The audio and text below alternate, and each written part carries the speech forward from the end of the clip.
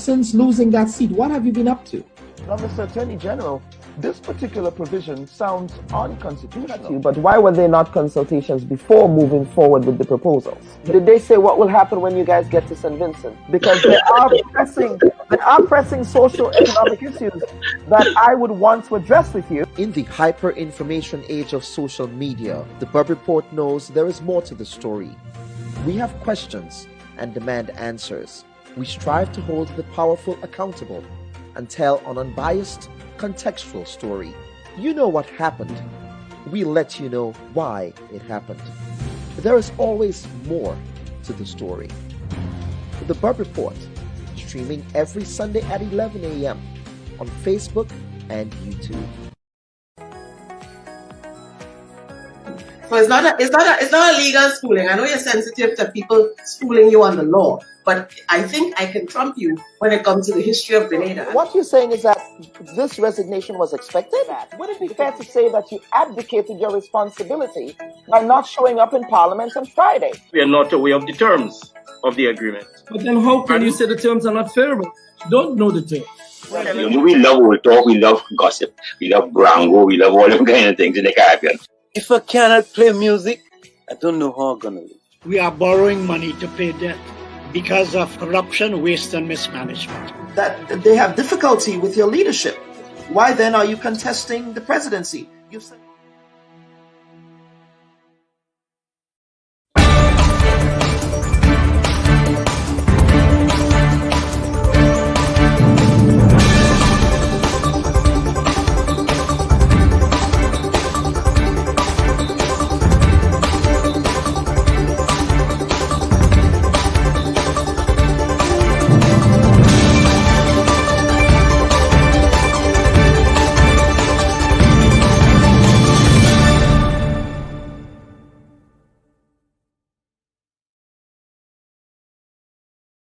Torchlight Independent Media presents Grenada's only source for independent, unbiased, and well-researched broadcast journalism. This is the Bubb Report with Dr. Kellon Bubb. Hello and welcome to the November 28th edition of the Bubb Report.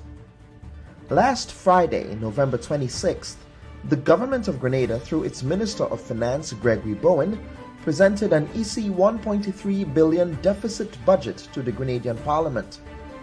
The deficit budget, overshadowed by a series of local and global economic crises, will be funded in part by external loans from the World Bank in the amount of 67 million EC dollars and EC $83.6 million from the Consolidated Fund.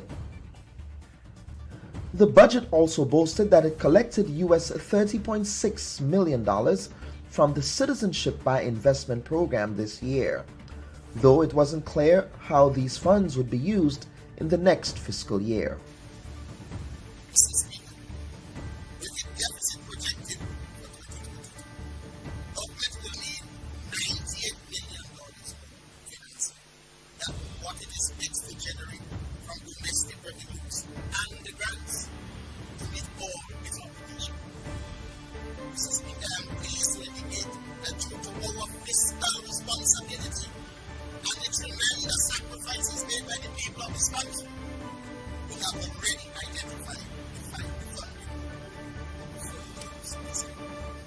Despite the country's extremely high debt-to-GDP ratio at a whopping 69%, monies of which are owed to multilateral, private, and official bilateral creditors, Bowen, like his previous counterparts in the Ministry of Finance, came with a bill of goods, a soothing balm, if you will, meant to ameliorate the current inflationary pressures faced by the national community. For example, the state plans to zero-rate the VAT on domestic electricity consumption on those consumers who use less than 500 kilowatt-hours per month. Also, it intends to remove the environmental levy on those consumers who do not use more than the same rate. They will also reduce the non-fuel charge at 25%. And on another fossil fuel item, gasoline and diesel, the government intends to subsidize fuel costs by placing a $15 per gallon price cap on gas and diesel. On the other hand, government only removed the VAT on 5 other food items, bringing the total to 13, the number of food items that are now tax exempt. Bowen also took a jab at the new leader of the NDC, who was also present in Parliament for Friday's sitting, in the context of the recent repurchase of Grenlec.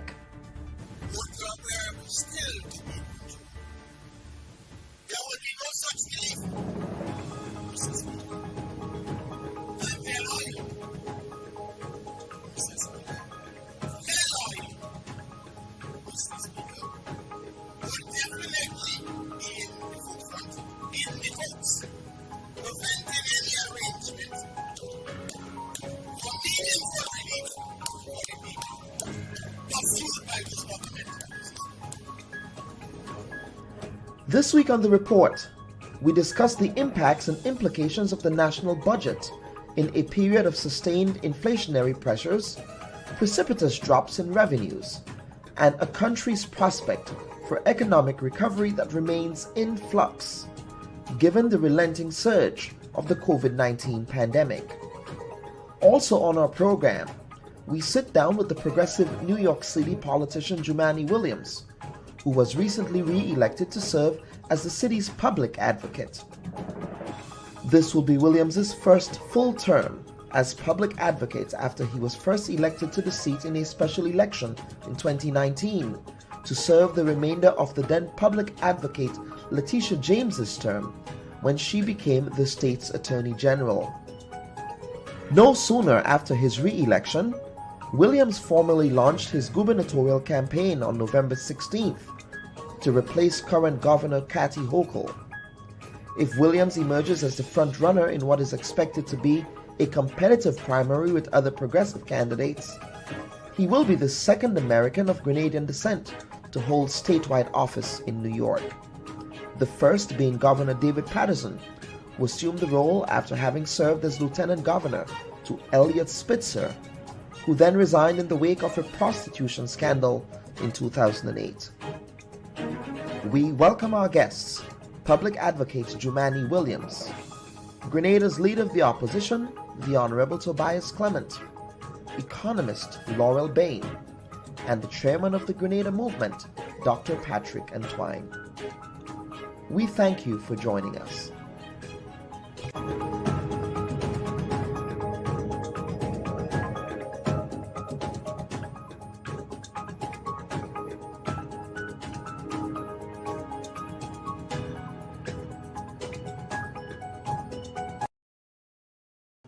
A pleasant good morning to our viewers and listeners, and we thank you for joining us for another edition of the Bubb Report. We were scheduled to have our opening editorial, but that was not meant to be at this time due to some technical difficulties over here on the set. But at this time, I wish to take this opportunity to welcome my first guest for the day, the Honorable Jumanee Williams. We call him Jumanee, who is the public advocate for the city of New York. Sir, you were recently re-elected to serve that role. Congratulations to you, sir, on being re-elected as public advocate. Thank you so much. Peace and blessings, love and light to everybody who's listening, and I appreciate the well wishes. Absolutely. Now, Mr. Williams, this will be your very first full term as a public advocate for the city of New York. Certainly, you have your plate full with respect to the issues that New Yorkers are facing. We're talking about issues like runaway inflation. We're talking about issues related to crime and safety. We're talking about issues of gentrification and housing affordability. We're talking issues of policing. You certainly have a lot cut out for you. Why then are you proceeding to contest the gubernatorial election of the state of New York? Well, there's a lot that needs to be done in this city and this state. We've had our hands full since I got elected as city council in 2009 and began in 2010, the first Grenadian-American to serve on the city council. We, as you mentioned, have to deal with public safety, have to deal with housing. As we renew and recover from this pandemic, what I believe, and I think many people believe, is that we can't simply return to normal, because normal didn't work for most people who live in this city and who live in this state. And we have to return better than normal. And in order to do that, we have to put down infrastructure that is different than what we had before. And when I ran for lieutenant governor in 2018 and came much closer than folks expected, that was a message that we ran on against the then lieutenant governor, who is now the governor. We have a lot of work to do as public advocate. I would like to, at this point, have the ability to turn the levers that I've been pushing people to turn for such a long time. But we want to make sure we were clear that we were very seriously considering this before the November election, which we did. And I'm very honored that people voted for us again. Mm-hmm. Now, you say that this is something that you were clear about before the November election, but my question remains in terms of your workload. A primary campaign is no easy task. Certainly it's not. So how would you give the assurance for the people that you will be able to juggle two commitments at the same time? Well, I don't want to gloss over the importance it was. My strength comes from honesty and being transparent. And so we had to be clear. We opened our exploratory committee well before the election. And I wanted to make sure voters understood that we were looking at this to actually do the job with the powers and the levers that the governor has that we've been advocating for such a long time. We have experience running for office and holding office. And so when I ran for the public advocate's office, I was also a council member, same as when I ran for lieutenant governor. We were able to do the job that we were elected to do, still pass a number of bills and get a lot of funding going to communities and organizations and projects that needed to be funded. In fact, when I left the city council, we were listed as the most productive council member at the moment in time. In the past 2 years, we've passed more pieces of legislation as a public advocate than any other public advocate in history, almost as many as all of them combined. And so we have a lot of experience being able to do the work which you're hired to do, which is the number one priority, and also running for an office where we can have some more power and responsibility to do the work of the people. Mm-hmm. Now, I rattled off some issues that are affecting the New York community. Of course, a big part of the New York community would be immigrants from the Caribbean, Grenada, and places like that. Affordable housing is a serious issue in the city of New York that has been brought about as a result of gentrification. What would your agenda look like with respect to addressing the affordable housing crisis that New Yorkers are currently confronting? Well, the immigrant community, the Caribbean community, communities of African diaspora, they're dealing with many of the same issues as other New Yorkers. Just on top of that, they have to deal with what it means to be immigrant family, what it means to be the African diaspora, the Caribbean diaspora. I'm a first-generation American. Both of my parents came from the amazing tri-island state of Grenada, Carriacou, and Petit Martinique, so I'm very proud to have spice in my blood. Housing is a big issue for me and always has been. I started my career as a community organizer, tenant organizing in particular, and ran a statewide organization called Tenants and Neighbors. Whether you're a tenant or you're a homeowner, you're being hit by the housing crisis. And there's so much more that we have to do to deal with both of those issues. One, we're never going to build our way out of the problem. And so we have to make sure that we are maintaining the units that we have that are income targeted and affordable right now. And so we have to make sure whether it is public housing, whether it's programs like Section 8, Mitchell-Lama, which some of your listeners may or may not know about, whether it's rent regulations, they remain in place because we're losing more units than we can ever build. But to the point where we have to build, because we do, we have to make sure that in exchange for the density that people are asking for, they get true, not just affordability, because everything's affordable to someone. We have to get income targeted affordability. And we have to stop the tax giveaways like 421A, which is a tax giveaway that costs New Yorkers $2 billion a year. And in return, we get mostly market rate housing. And we have to have the true leadership to do that. Our homeowners are struggling with not having some of the protections that are needed, even as they have to pay their mortgages. And we've been pushing for a moratorium on the mortgage for the same time period that we've been pushing for the rent relief. And all we're asking for are banks to simply put that time period on the back end of the mortgage. And it's a struggle, but we have to have courageous leadership to be able to do that. And we were happy that we could pass a bill at least during the height of the pandemic, that stopped the collection of taxes so that people who weren't in the ready foreclosure would go there. Okay, so let's get to policing and law enforcement. Now, there has been an upsurge, a spike in crime nationally. It's not only New York City, but the spike in crime, I think a lot of it is alarmist because, of course, there is a spike, but notwithstanding the fact that that spike is not analogous to what happened in the 80s. I think the spike in crime in the 80s was much more significant than we are witnessing now. But there is a feeling that progressives in particular sort of muddy the water with respect to relationships with law enforcement, notions of defunding the police. Some say that caused the Democratic Party seats in the November elections with Joe Biden. They lost some seats because of that. Moving forward, how do you propose, as someone who's running for governor, if the talking point of defund the police comes up, how are you going to address that? You know, it's been interesting watching the election returns a couple of weeks ago, and the party I belong to, the Democratic Party, blaming quote unquote progressives for those losses.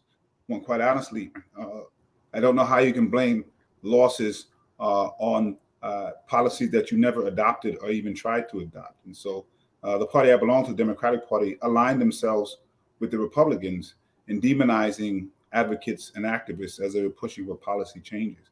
And in my mind, one of the problems that we have is we are continually telling people who we're against or what we're against, but we don't have the courage to share a vision of what we're for and who we're for.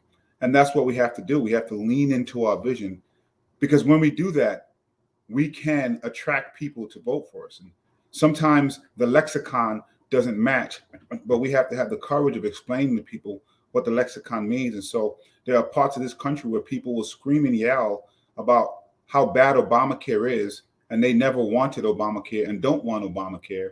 At the same time, they don't want to lose the health care they have under the Affordable Care Act, not realizing it's the same thing. And so the Democrats need to have some kind of courage and a backbone. Too often, they are, just like Republicans, into incumbency protection and status quo. And so we have to have a leadership break on those things, because those things are not winning elections anymore. When it comes to yes, public advocate, you say those things are not winning elections anymore, but the idea of, I think, and this is not only conservatives saying this, but there might be some Democrats who are considered quote unquote moderate. I think that's a nebulous term, honestly, but there might be some moderates who believe that this idea of just saying that, we're just going to get rid of law enforcement as a slogan, as a talking point, is not necessarily a good way to go. And that Republicans use that against the Democrats because they're also very good at sloganeering. So what I was going to say is instead of aligning themselves with the Republicans or trying to be Republican light in that conversation, what we should have done is shown courage. And many people obviously know the work I've done around public safety, policing, gun violence, but you'll never have a video of me actually saying defund the police. And what we should have done as leaders is say that our job is not to tell advocates and activists in the street who are expressing their trauma how to do that. Our job is to take that trauma and put it into workable solutions and turn it into workable policies. And when you begin explaining to people what we're trying to do with public safety, what public safety means, that yes, law enforcement has a role to play, but they can't play all of the roles. And if we look at where our structures are, where our funding streams are, understanding that police shouldn't be the first people approaching mental health responses, and they can't be the people responding to everything, then that conversation looks a lot different. Then people actually understand that. We are then able to explain that we got to the safest point we'd ever been from 2010 to 2018 while stopping less people than we were before, while incarcerating less people. And we was working. The main difference between 2019 and 2021 is a global pandemic that has impacted this country in ways that we said it would. And that if we had built out the things that we said would keep people safe, it would have. What I would say on the folks that I hang out with, sometimes the problem that we have on the quote unquote left, because I do think these terms are nebulous, is sometimes we're ignoring this spike in crime. We're ignoring the fact that gun violence is going up, and we can't do that. We have to be real and honest with what's happening, and put forward our vision of how to get it done. And if we do that, people will be attracted to the message that we have, because the message is actually better for the people who are dealing with these issues. Now, Public Advocate Williams, you're in a very wide open primary. Letitia James recently announced that she would also be contesting the gubernatorial primary in the Democratic field. A number of other progressives, outgoing Mayor Bill de Blasio is billed as also one of the other candidates who might be contesting that primary. All progressives, but you will be going up against Kathy Hochul. Now, if we reflect on New York Democratic politics, the last two progressives who went up against former Governor Andrew Cuomo lost. We're talking Cynthia Nixon recently, who perhaps thought that she could have used her celebrity to get there. But before her, we had Zephyr Teashout, another progressive. Both of them lost. And part of the thinking is that progressives cannot necessarily win statewide races in New York State. Now, you also said that part of your campaign agenda would be to bridge the divide as you see it between Albany and the city. How does a progressive win? And what kind of message would you be able to craft to be able to get voters who are not necessarily progressive?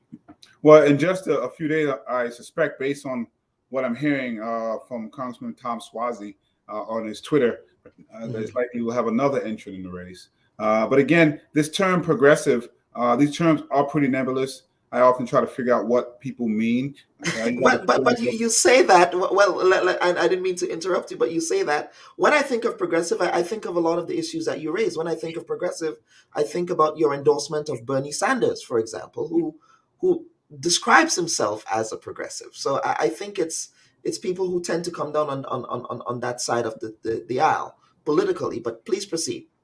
As I was saying, a lot of folks also describe themselves as progressive. So the former governor, Cuomo, described himself as a progressive. A number of people in the Democratic Party, while trying to demonize progressives, will say, I'm progressive also, which means that the progressive policies that are put forth are ones that many of us agree on. What I found is a better defining line of those elected officials who are willing to take political risk to their political career to actually get the things done, or those who will just follow status quo in search of their own incumbency protection, re-election, or election to higher office. And that's the dividing line that I've seen. And I definitely fall into the position of the seat I'm holding is not more important than the people I'm representing. I didn't get elected to get re-elected or elected to higher office. I'd love to do both, but my job is to do what's right for the people. And what we found when we ran statewide is that people who were able to hear our message, it worked. Because when we're able to erase some of the terminologies you're talking about, when we're able to let folks talk about where they are now, where they wanted to be, how government has helped or hurt, when we talk about the housing situation and who it's hit and who hasn't, when we talk about people unable to pay their bills, when we talk about public safety, those are messages that resonates with everyone. And when we're able to talk about how we're going to address those issues, regardless of where you live in this state, regardless of what you look like, understanding there are regional differences, but the core issues are very similar, and they understand that Albany has prevented so many of the progress, those messages resonate.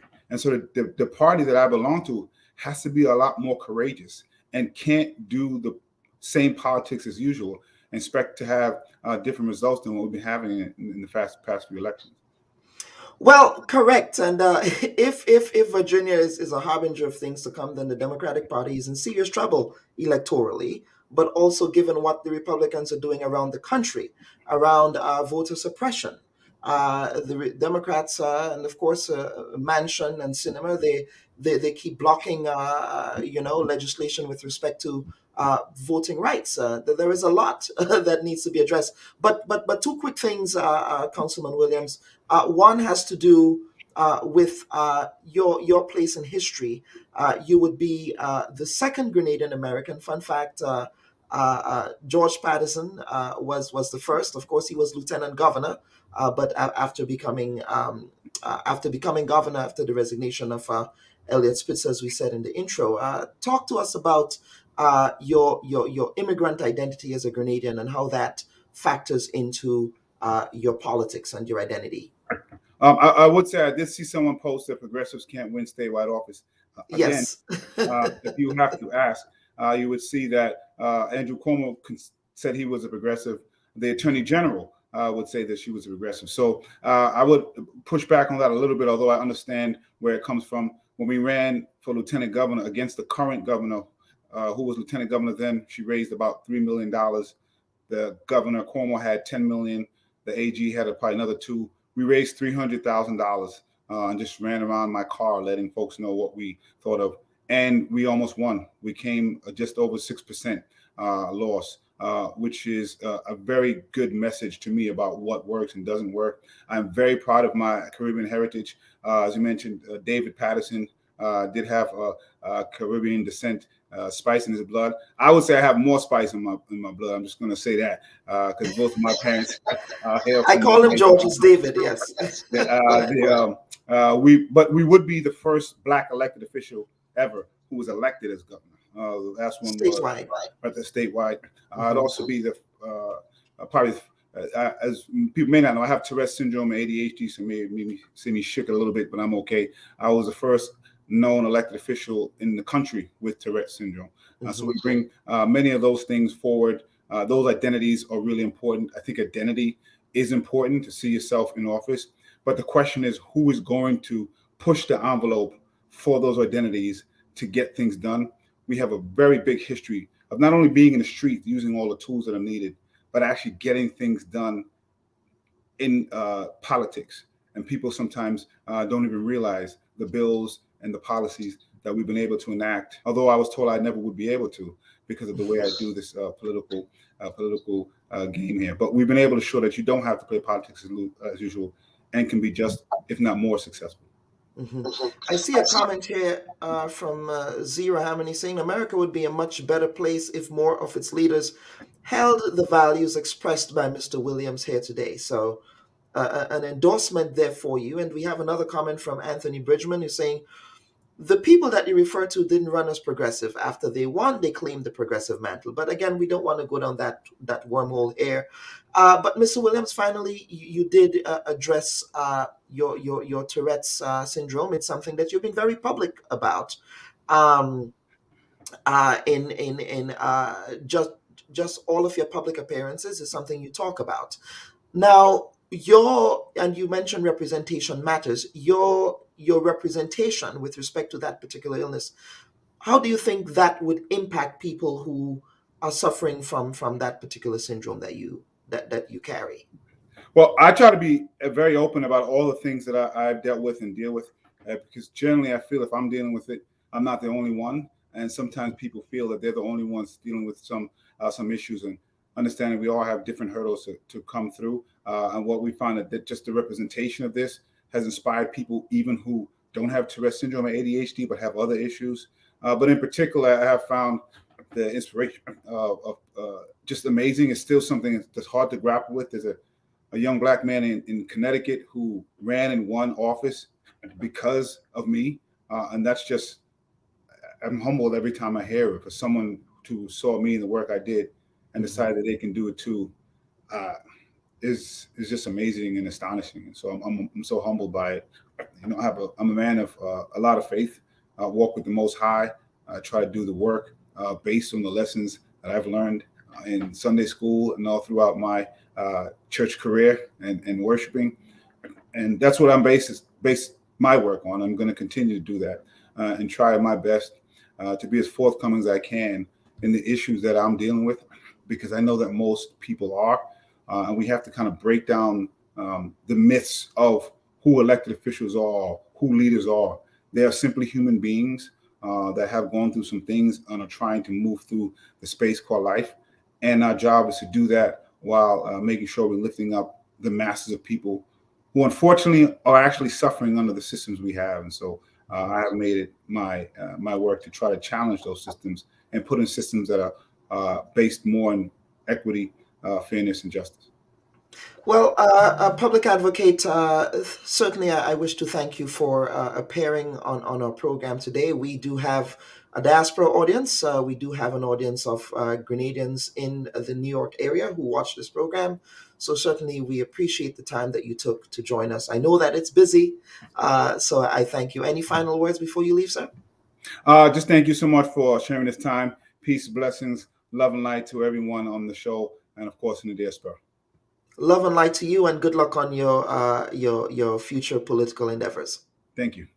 All right, folks, that was Public Advocate Jumanee Williams, who is contesting the gubernatorial primary among a crowded field of Democratic candidates. What we want to do right now is to take a quick break, and we will come back for the next segment. So it's not a legal schooling. I know you're sensitive to people schooling you on the law, but I think I can trump you when it comes to the history of Grenada. What you're saying is that this resignation was expected? Would it be fair to say that you abdicated your responsibility by not showing up in Parliament on Friday? We are not aware of the terms of the agreement. But then how can you say the terms are not favorable? You don't know the terms. We love old talk, we love gossip, we love brango, we love all them kind of things in the Caribbean. If I cannot play music, I don't know how I'm gonna live. We are borrowing money to pay debt because of corruption, waste, and mismanagement. That they have difficulty with your leadership. Why then are you contesting the presidency? You said. All right, folks, welcome back. Now, we were supposed to have the opening editorial at the top of the program, but I was having some issues with the teleprompter, so here goes. Last week, St. Vincent and the Grenadines lost its former right-leaning Prime Minister, Sir James Mitchell, who died at the age of 90 at his home in Bequia Island in the Grenadines, the home from which his father, a boat captain, Reginald, left to never return after being lost at sea in the Bermuda Triangle. The Republican Party affiliated Mitchell, whose membership in the Caribbean Democratic Union, a conservative body of right-leaning parties consisting of the NNP in Grenada and the JLP in Jamaica and others, must go down in history as a leader who championed the cause of the American military invasion of Grenada, with his other OECS colleagues Dame Eugenia Charles, Tom Adams, and Sir John Compton. His involvement in Grenada's turbulent political past is noteworthy, either for his relationship with Sir Eric Gairy, whose eulogy he delivered in August of 1997, or the role he played in forming the new National Party on Union Island on August 26, 1984, as Grenada worked to pick up the pieces from the ravages of 1983. Political scientist Dr. Marvin Will describes the amalgamation of the NNP as a shotgun marriage, unquote, between the Grenada National Party of Herbert Blaise, the National Democratic Party of George Brizan, and the Grenada Democratic Movement of Dr. Francis Alexis. Winston White, who was the leader of the Christian Democratic Labour Party, also signed the Union Island Accord in 1984, only to withdraw from it because of disagreements related to the selection of candidates for the 1984 election. As fate would have it, the Union Island Accord, supported by then American President Ronald Reagan, gave way to a fracture in the NNP that led to the formation of the NDC in 1987. Sir James held an outsized role in 20th century Caribbean politics, but will most be remembered for his role in forging regional integration, a concept that Caribbean territories still struggle with in the 21st century. May Sir James rest in peace. And at this point in time, I wish to welcome my panel segment for today, Ms. Laurel Bain, an economist, and Dr. Patrick Antoine, if you would turn your camera on, please. We're hoping to be joined by the leader of the opposition, the Honorable Tobias Clement, and we are still waiting to hear what is going on with him. So, Dr. Antoine, are you there? There you are. There you are. Bright-eyed and bushy-tailed. Welcome back to the program. Thank you very much. Thank you very much. Thank Absolutely. you. Absolutely. And of course, Our panel segment looks very sparse today because we had a last-minute cancellation from Sandra Ferguson, who initially agreed to appear on the program. Now we got word that she will no longer be able to do so on Friday. Also, in the interest of objectivity and balance, we invited the New National Party and the National Democratic Congress to send a representative to today's program. On NDC's part, their public relations officer, Mr. Romaine, initially gave a commitment on Wednesday last week that they will confirm a representative by Thursday. I did follow up with Mr. Romaine twice since then, and he has not had the courtesy of responding to us. Also, Honorable Anthony Boson on Thursday gave a commitment that they will send a party representative. That was also not forthcoming. So therefore, I wish to thank both of you, both economists here who are not new to this period, but we want to begin by getting your initial impressions of the 2022 budget. Is this budget hitting the mark with respect to the current socioeconomic crises that Grenada is facing that, when put in context, is also a global crisis? Laurel, I will start with you. Thank you, Kelon, and good morning to all the viewers and listeners. In terms of the 2022 budget and whether it's hitting the mark, I will anchor that in context, as you say, and I will say that, in my opinion, it is hitting the mark. It may hit the mark with respect to economic growth, but respect to the social ills in the economy and in relation to the transformation of the economy, I do not see it as hitting the mark. And I could indicate why in terms of the social ills of the country. We will recall that even before the pandemic, there was some, I would say, social dislocations in the economy. And I relate that mainly to the issue of unemployment and poverty. In the budget speech on Friday, we noted an unemployment rate of 16%. Actually, at the end of June, it is reported at 16.6%, declining from 2020. However, I think in terms of assessing the budget in relation to meeting its mark, we have to unpeel the unemployment situation. And when we unpeel it, we'll realize that the youth unemployment, which has been high since 2019, remained high. And when I say high, we have a youth unemployment of approximately 39% in 2021.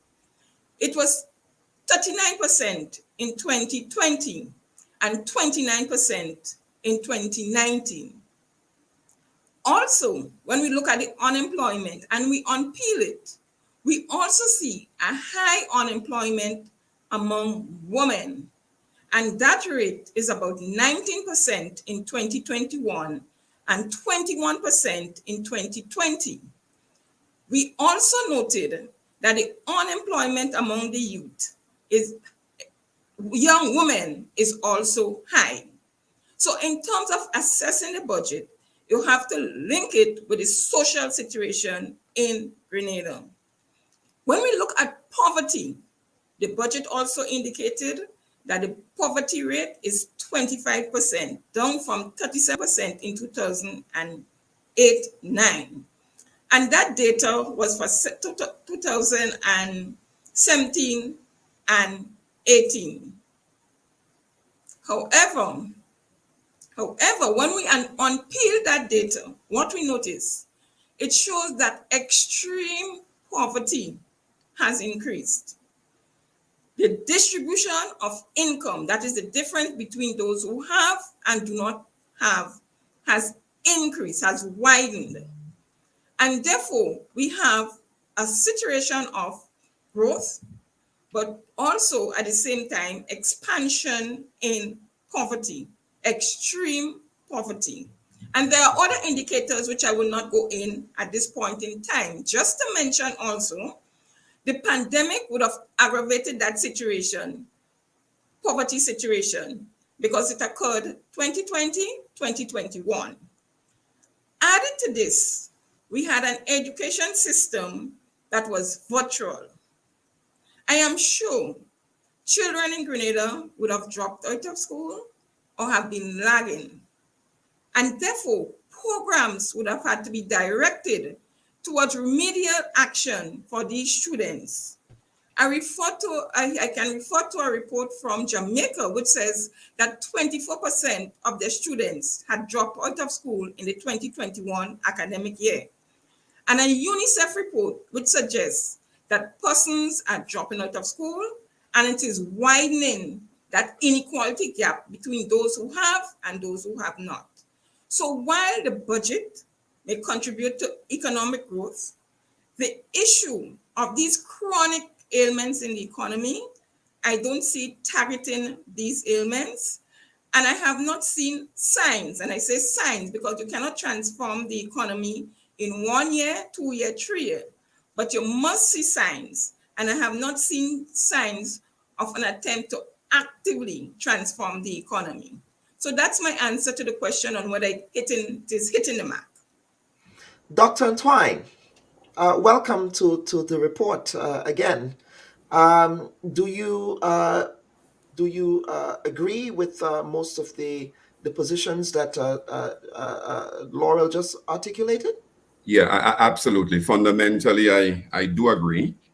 I do agree that in looking at the budget, following the trend of argument by the Minister of Finance and the basis of the budget that he put before us, that if we were to judge the budget or to score the budget on that basis, we find that the observations made by my dear friend and sister Laurel Bain do in fact raise some fundamental questions about its efficacy, its effectiveness in achieving some of this. So let me give you some examples. The first thing the Minister of Finance did in pointing to the theme of his budget was to base it in the National Sustainable Development Program 2035, and he's rooted it there, properly so.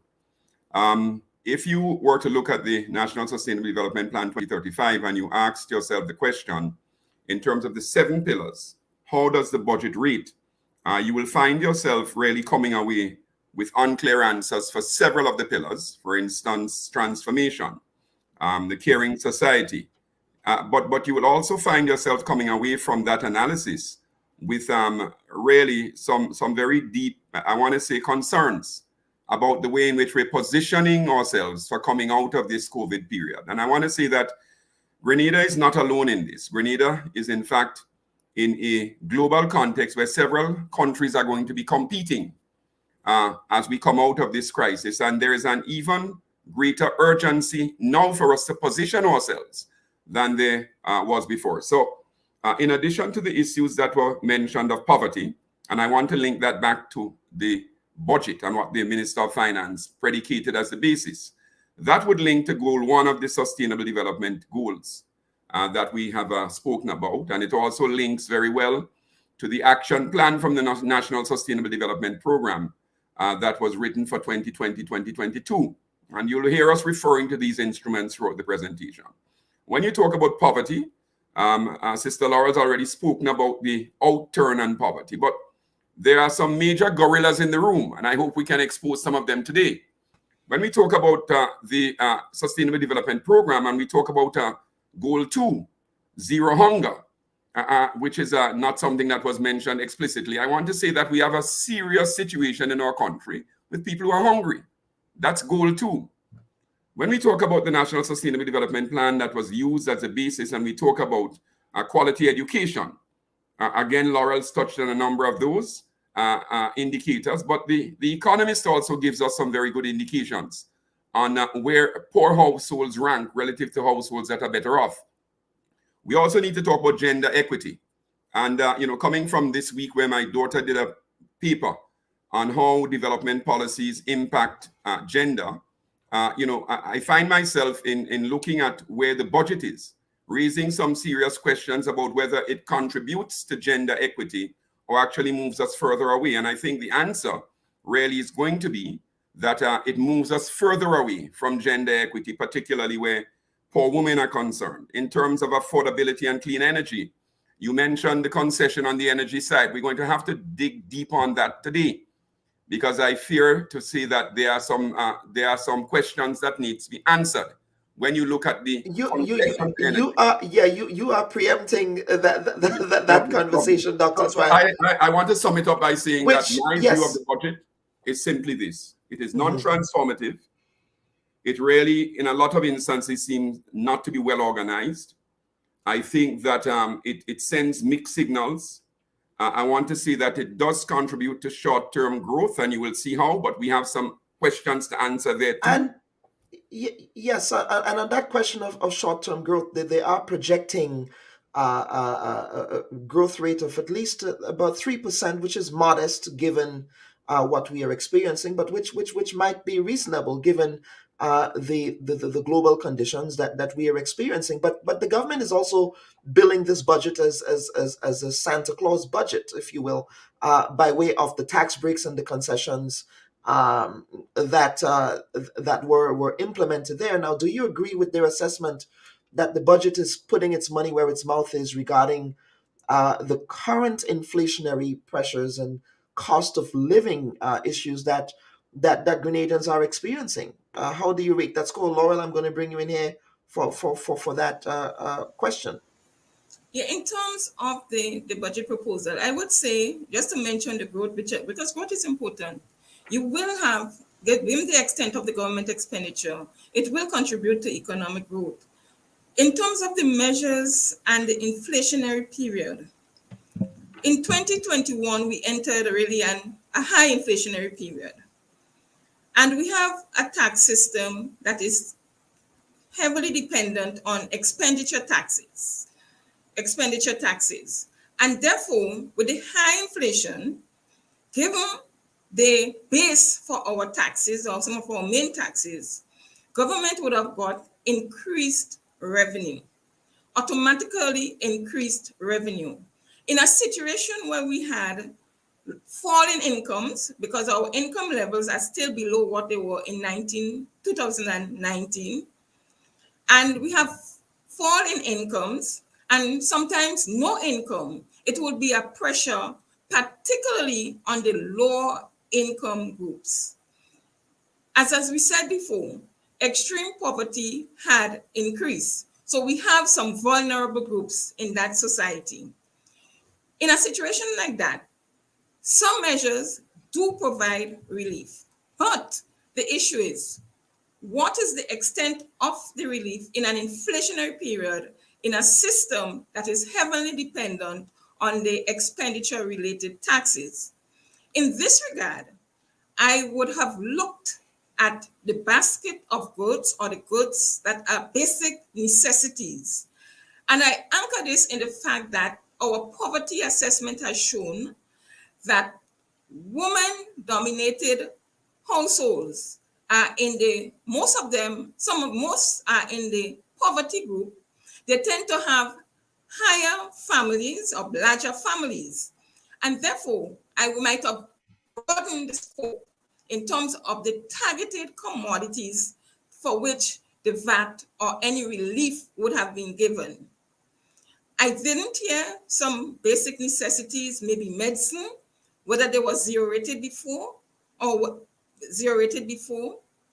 infant foods, toddlers. These are things that could have been looked at. The budget did not say the reason for alleviating the tax on these goods or the possible impact. So you could just, based on the data you have, give a suggestion, a recommendation as what could have been possible. So it is within the poverty context, I would have anchored the alleviation of the exemption to the products. If I come to some other measures, let us look, there were other measures. Let's say the cap on gas price. It is capped at $15. To me, it is a relief because it was 17 point, let's say 2 something or 50 before. So it is a relief. But I see it as correcting a policy that should not have been there in the first place. There is no reason why Grenada's gas price should have been highest in the region. We are in one market. And even when we go beyond the Eastern Caribbean Currency Union, even when we deduct Trinidad with oil and possible Guyana, the price of gas is very high. It is only comparable, or Barbados may surpass that price. And in the case of Barbados, you cannot compare because they have the motor vehicle tax added to the gas price. And therefore, I see it, yes, granting relief, but it should not have been on that level. And therefore, I make a case for the regional governments, because we have lower gas price in some of our neighboring countries, Dominica, St. Lucia, to come together and see what may be an appropriate pricing of gas that will benefit the consumers, but do not harm the government. But Laurel and the government side would say that these gas prices are a function of the current international outlook with respect to oil and gas. I mean, Grenada is not the only country in the region, certainly not only the country in the world, that is experiencing extremely high gas prices. So how then do you respond to the what would be the case to be made that we do not necessarily have control over how these gas prices are set? We're talking about organizations like OPEC, who had an extreme lull in fossil fuel demand last year due to the pandemic. And perhaps now one might argue that they are trying to play catch up with respect to their profits. Not that they need extra money, in my view, but how do you respond to the idea that these gas prices are market driven? They're not government policy driven. So yes, Kelon, and I would say that countries like Dominica, they face the same market. St. Lucia faces the same market. St. Kitts and Nevis faces the same market. And it is possible, and they have been keeping gas prices below the level charged in Grenada. So what are they doing? Can we investigate what they are doing to keep the gas prices at that level compared to what Grenada is doing to keep it at that level? Because they all face the same international prices. Okay. All right. Dr. Antoine, let me bring you back here. Thank you. Yes, go ahead. So let me just depart a little bit on this, and Sister Laurel and I are going down the same path in terms of how we do the analysis. But on this one, I have to say that when you look at the statistics and you look at the data, that you have to ask yourself the question: is government really granting relief on the cost of living items that they've identified? And I want to answer it this way. The government, prior to COVID and prior to the disruptions, prices were, in many instances, in the case of consumables, 10 to 20% lower. That's the first price. We've had an upsurge in freight, and of course, the prices are calibrated when it lands here based on the CIF, cost, insurance, and freight. So freight goes up, your first cost goes up. So relative to, let us even say, a year ago, we now have consumables that are 10 to 15, and in some cases 20 and 25% more. That's the first cost. When the government puts the duty on that, the common external tariff on that, at a rate that is not controlled by them alone unilaterally, it's in fact a community rate, they're going to get, all things being equal, but all things are not equal, but let us say all things are equal, they're going to get more revenue. And I've done some computations here, for instance, on a basic item, such as one that Laurel would have touched on, which interestingly, I'd thought about coming into this program, baby formula. If you take the price of baby formula that's should be up now by 15 to 20% in Grenada, and you see that moves from $2 a pound to $2.30 a pound, you have a sort of 15% appreciation. At the $2, what you're getting was that you're paying a duty of 45 cents. When the price goes up just because of the freight, you're now paying a duty of 52 cents. So really, the government there gets a 16% increase in the duty. Now, when the government, for instance, waives the 6% custom service charge on that, in a real sense, relative to the situation before, the government is not losing anything in terms of revenue. So my view is that given the extreme levels of poverty that we have in the country, and I've said this to colleagues in the Ministry of Finance, and they know, the ones I'm talking about know that I'm speaking to them. I said, let us agree that for the period when we have these extreme pressures on our society, we're going to find a way to expand the basket of goods, the basic basket of goods, cost of living goods. And what we're going to do is also to bring down the price by moving to a number of things, such as getting rid of the CSC, getting rid of the VAT, etc., and a number of them, because the government is not going to lose revenue relative to the pre-existing situation. And when you start looking at the elasticities of demand, you start seeing that in some cases, if they don't make the adjustments I'm suggesting on a number of items, they may actually lose revenue because, of course, as price goes up in some of these items, demand falls. And that's the first thing I want to say, so that it's a mixed bag, and we could have done a lot more for people who are hurting at this time, particularly given the food and nutrition insecurity in our country. The second thing, petrol. When the Minister of Finance introduced this measure on petrol, he did say that the way that the mechanism would work is that when the prices were high, it gives the Minister of Finance the latitude to essentially adjust the petrol tax so that the petrol tax could be low, and vice versa. We haven't done that. And I think we need to go back to that mechanism, because I think that mechanism already exists for us to regulate the prices so that we can get reasonable price pass-throughs in our economy without necessarily capping it at $15 a gallon. Now, let me say the $15 is a big help to people who are now facing 17-something. But I'm wondering how long it's going to last, secondly, and what happens when we have other spikes in terms of the government's dependence on revenue coming from that tax. I'm suggesting that the mechanism that we had, where the Minister of Finance can adjust and regulate the petrol tax based on the height of the price of the global in the global market, is really the right mechanism for that. There's some other things I want to say that if we don't make some adjustments on the cost of living side, it's going to hurt the economy. And I'm putting on the table early that the cost of living measures ought to have been applied to the construction sector. The construction sector accounts for jobs, it accounts for growth, it accounts for nearly 9% of economic growth, 9% of the sectoral composition in our economy. And much of what is predicated here will be driven by the construction sector. But construction materials have gone up between 30 and 70%.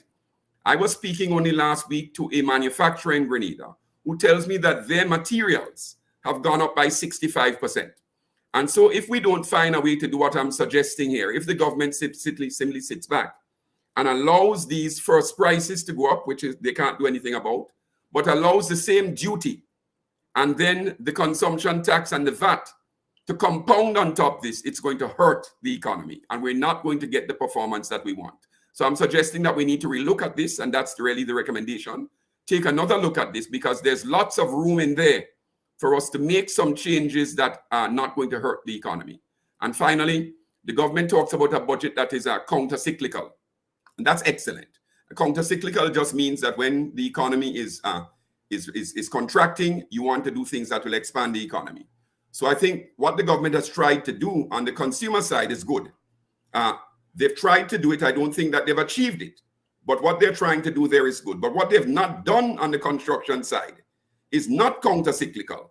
In fact, it's pro-cyclical, because it's doing nothing where the economy is in fact contracting, and economic growth, as we have it at 3%, is not going to be enough to see us through this crisis. We need more. And what we estimated before is that if we had economic growth of between 5 and 6%, it would take us till 2028 to return to the growth rates that we saw to the size of the economy that we saw in 2018. What we have at 3% simply moves us further north, Kelon. It means that instead of 2028, we're now talking about 2029 and 2030. That's not good enough. We need to recalibrate a lot of this so that we get the kind of economic measures to generate the kind of counter-cyclical policies that we want to drive this economy coming out of this crisis. I have a couple other things to say, but we've done a lot of the computations on these things, and we could have done a lot more. It's not far enough. Well, you stopped at a very important inflection point, and what we want to do is to take a trip down memory lane, if you will. That is a clip that I played in last year's budget analysis, but I would play it again, and this is when Dr. Mitchell served as the leader of the opposition in response to the budget that was presented by then Finance Minister Nazim Burke. Of course, we know that budgets are big on substance, but it's also big on theatrics and big on politics as well. Dr. Antoine, you might have that opportunity if you do form the next government, but I don't think I have good mouth, so I'm not going to go there. So we'll take a quick break. I'm not sure if you mean the theatrics or the... We will take a quick break, and we'll be right back. This is the Bubb Report with Dr. Kellon Bubb.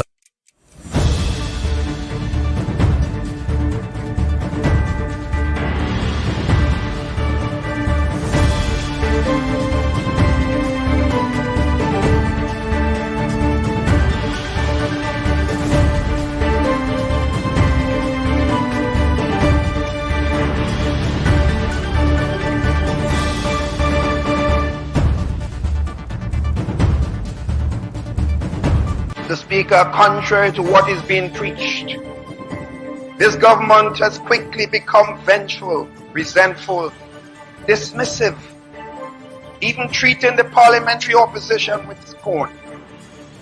For example, Mr. Speaker, we note, as I pointed out before, the deliberate attempt to stifle political debate in this House by action state. Obviously, Mr. Speaker, this practice can only handicap the opposition and curtail meaningful debate. It is therefore an assault on our parliamentary system. In this same vein, Mr. Speaker, there are the unrelenting personal attacks on the leader and members of the parliamentary opposition, the intimidation of political opponents, and the general use of the tactics of intimidation against all those, including public servants and police officers, who stand up to the unethical behavior of certain persons in office. Mr. Speaker, this pattern of behavior is inconsistent with the good democratic principles here. This government, since its government of office, the parliamentary opposition, in a spirit of partnership, has been given advice and warnings about the impact of certain government policies and actions. We have consistently advised that government and opposition should agree on some major policy decisions on matters which are critical to the country's future. We have been consistently ignored. We warn that allowing a few privileged yes men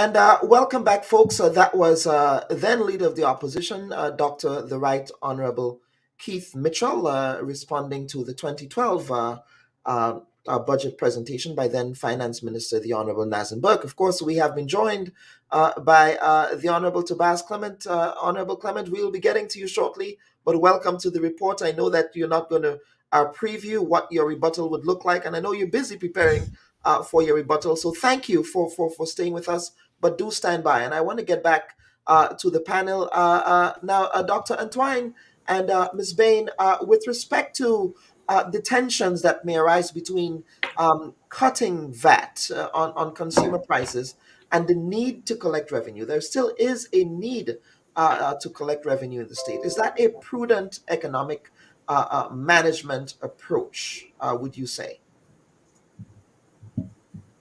Either of you can respond. Yeah. If you recall, we are in what we call a depression. And in a depression, what you need is the counter-cyclical policies. That is, you want to increase government expenditures, you want to reduce taxes.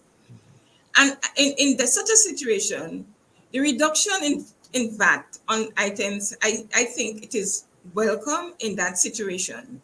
The issue is in my opinion, is that the financing, the revenues will be low, but in times of economic depression, what you need is to draw from your reserves to finance either reduction in taxes or help with increases in expenditure. Because remember, the programs are there to assist the vulnerable, the poor groups. And to do so, I think the reduction in VAT is welcome, but it should be well targeted. It should be based on impact, and both impact on the consumers and on the revenue effect. And so I think in a recessionary period, yes, you need to do these reductions.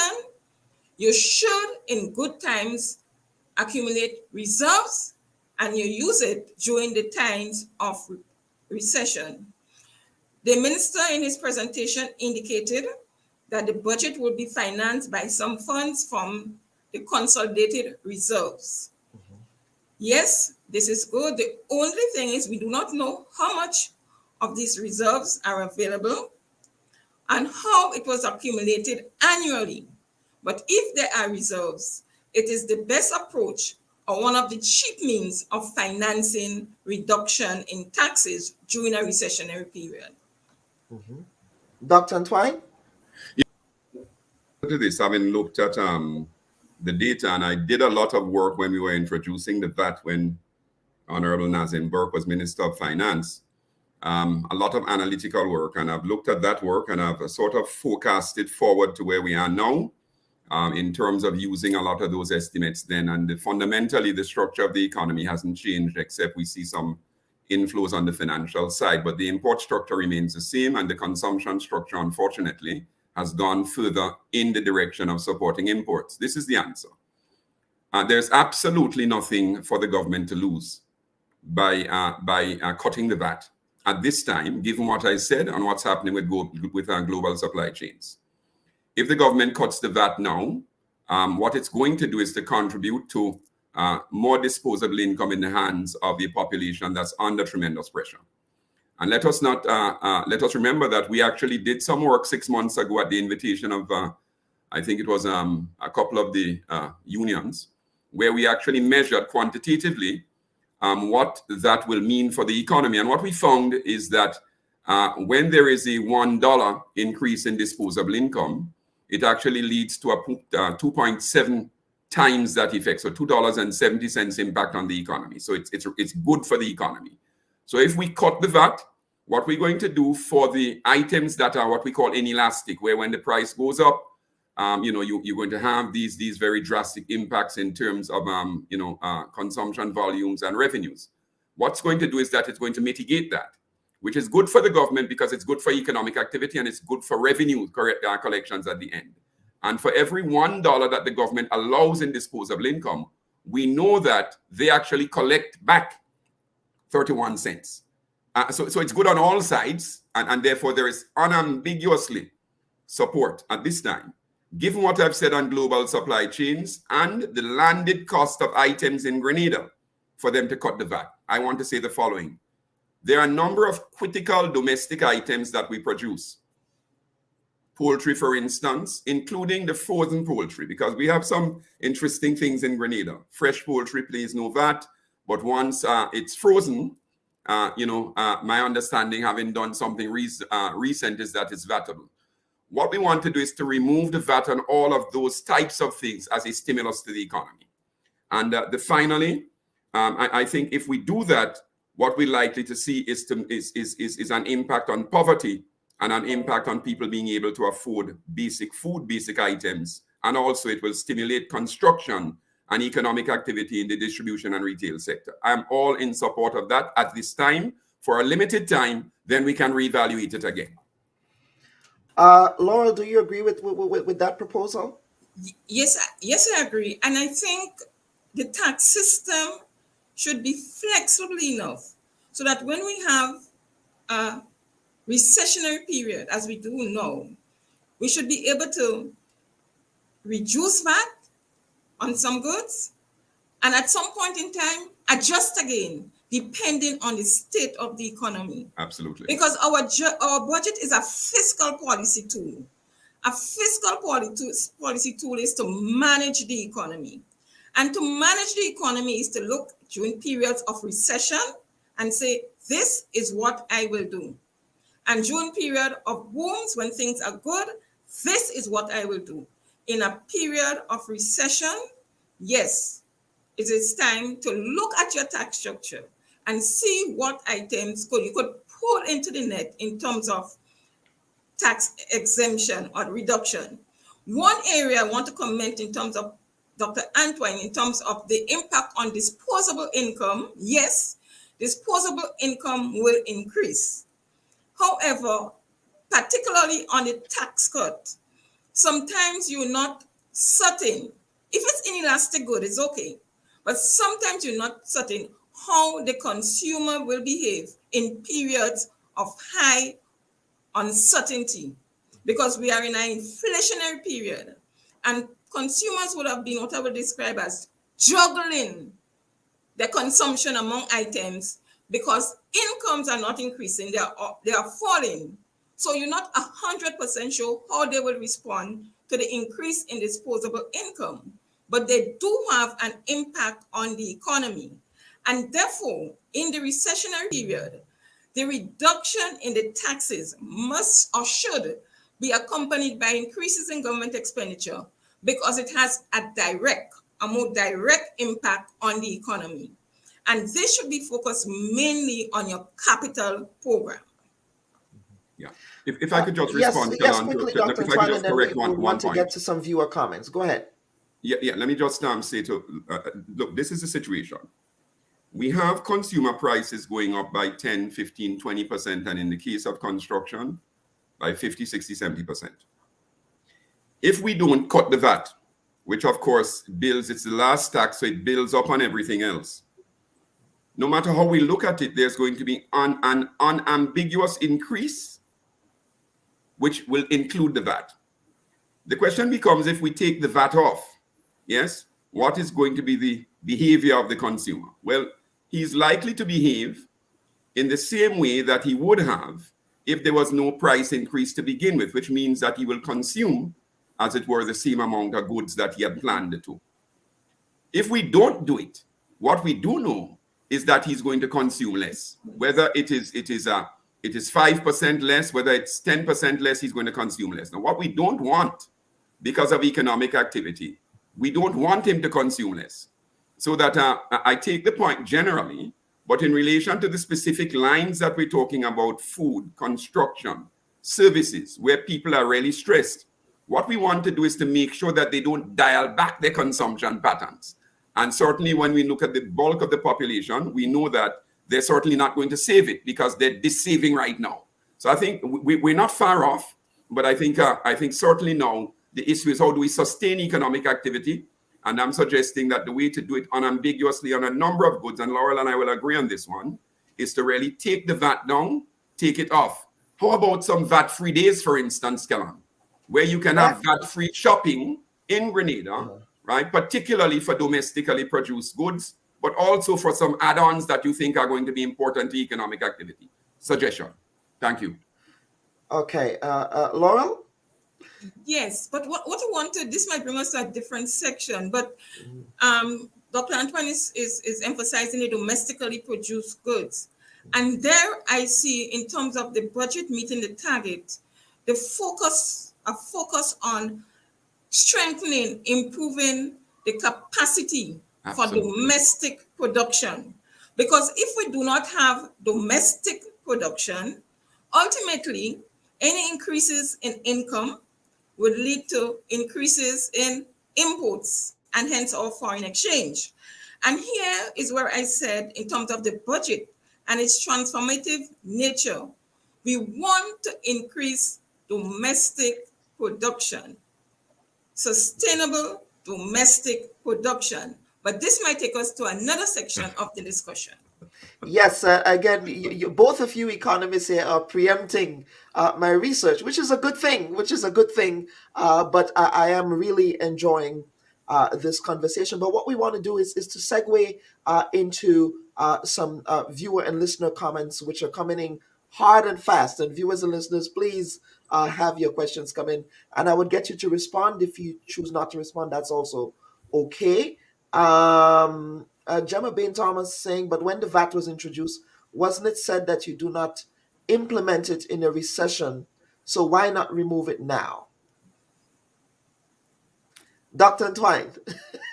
Well, I mean, my view is that we need to look at it perhaps by category. I can make the case now based on what I see happening at home and based on the signals that I saw coming through the international markets. For instance, for one that Gemma touched on, and I did the example on that, baby foods and formulas, prepared foods. We have an increase coming, for instance, from on evaporated milk. We have some increases coming on so many items. And my view is that the government will lose nothing but by getting rid or cutting the VAT on the VAT on these. But let's look at it. And my view is that they will lose nothing because the first price has gone up. So they will collect more from the CET, from the revenue. Plus, of course, they have the consumption tax, which is 6%, that they must also look at, because what we don't want to do is to stall. Let me repeat. We do not want to stall this recovery. And I hear Gemma in terms of the vicious circle, in terms of what happens because we're going to import more. The truth is that whether we like it or not, this budget is constructed on the basis that imports will take place at a certain level. That is unfortunately the curse of the way in which our economy is structured, which we have to look at, I think, over the medium to long term.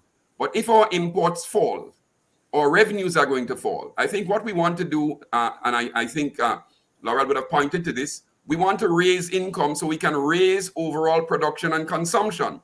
What we don't want to do is to have falling incomes, falling imports, and not having the domestic production to offset that.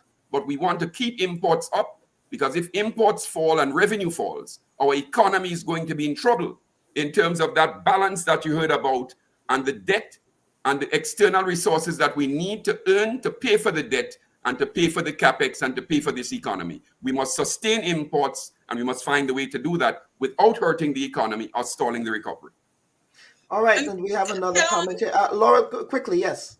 I just want to say, in terms of, I don't think we are proposing a complete abolition of that VAT structure. But what we are saying, you use it as a policy instrument. So you broaden the net, you reduce the net, you change the rate in terms of the status of the economy. Absolutely. So it's a policy instrument. It's a policy instrument, and that is a very important point that needs to be made here. Aruna is saying, are people like Ms. Bain used when preparing for budgets? Laurel? I didn't hear the question. Are people like you used when preparing for budgets? Certainly, I suppose in the Grenadian context. No, I have not been involved in the preparation of the budget. No, I have not. No. Okay, is that by choice? No. Okay, all right. I kind of see where you're going with that there, but we wouldn't go there. Bob Marisher is saying, if you cut the VAT, then the marginal propensity to consume will increase. Hence, any loss of revenue will be buffeted by the increase. Your thoughts? Yeah, all things being equal, that's correct. That's exactly what we've been arguing here, and we've been arguing that it's a win-win for the government, particularly now, if we can sustain income levels without losing any more jobs and economic activity, because they're going to get, for every dollar that is spent, they're going to get 31 cents back in terms of sustaining the throughput of imports coming through the port. Plus, they're going to get, in terms of economic activity, 2.7 times that effect taking place in terms of the first round effect only, without counting other effects, so that the government unambiguously wins in a context like this. And that, of course, I want to say, is consistent with their philosophy of being counter-cyclical. When you're contracting, you do the things that's going to cause the economy through measures, right? To get the kind of oxygen it needs to breathe, to go against it. That's all counter-cyclical means. That's counter-cyclical. If we do nothing, it is not going to be some counter-cyclical. It's going to essentially be doing nothing in the presence of an economic storm and will in fact hurt our recovery. Mm-hmm. And we have another question here from Colin Francis. He's saying, even in the US, the administration had to take steps to relieve the strains of fuel price, i.e. tapping into the reserve. Governments all over the world are simply shuffling around taxes to appease the people who complain. The government's main sources of revenues, I suppose he's trying to say, are from taxes. They may cut here and there, but has to increase elsewhere. Our economy is largely influenced by the larger international economies. Good government also has to know how to navigate through the ever-changing and very fluid economies, I think he's trying to say. How do you respond to that tension between, collecting revenue, between the notion that, of course, we are not, Grenada might be an island, but it's not an island that stands alone. We are part of the international global trading system as well. Well, I mean, I think we have visited this in relation to the petrol tax. And I think what we've said is that the government's intention, which it's told us about, of the $15 cap, I think what we're saying here is that it does offer relief. So yes, you may argue that it's shifting things around because what they are purporting to do is to take a hit on some of the petrol tax that they collect now. We're suggesting that we find a realistic price. Laurel is suggesting that we use the regional integration framework to really settle on how we are going to look at this. I strongly believe that. Yes, and I'm suggesting that we go back to the original announcement of this petrol tax measure, where we were clear that when the price is high, the tax will be low. When the price is low, we can take the tax back. Now, if that's what the government intends, because the budget is really mercurious on a lot of things, I'm sorry to say. If that's what the government intends to do, then I can see it working. But we need to be cautious because then the issue of the ceiling at $15, right, is something that needs to be looked at. But the colleague is right.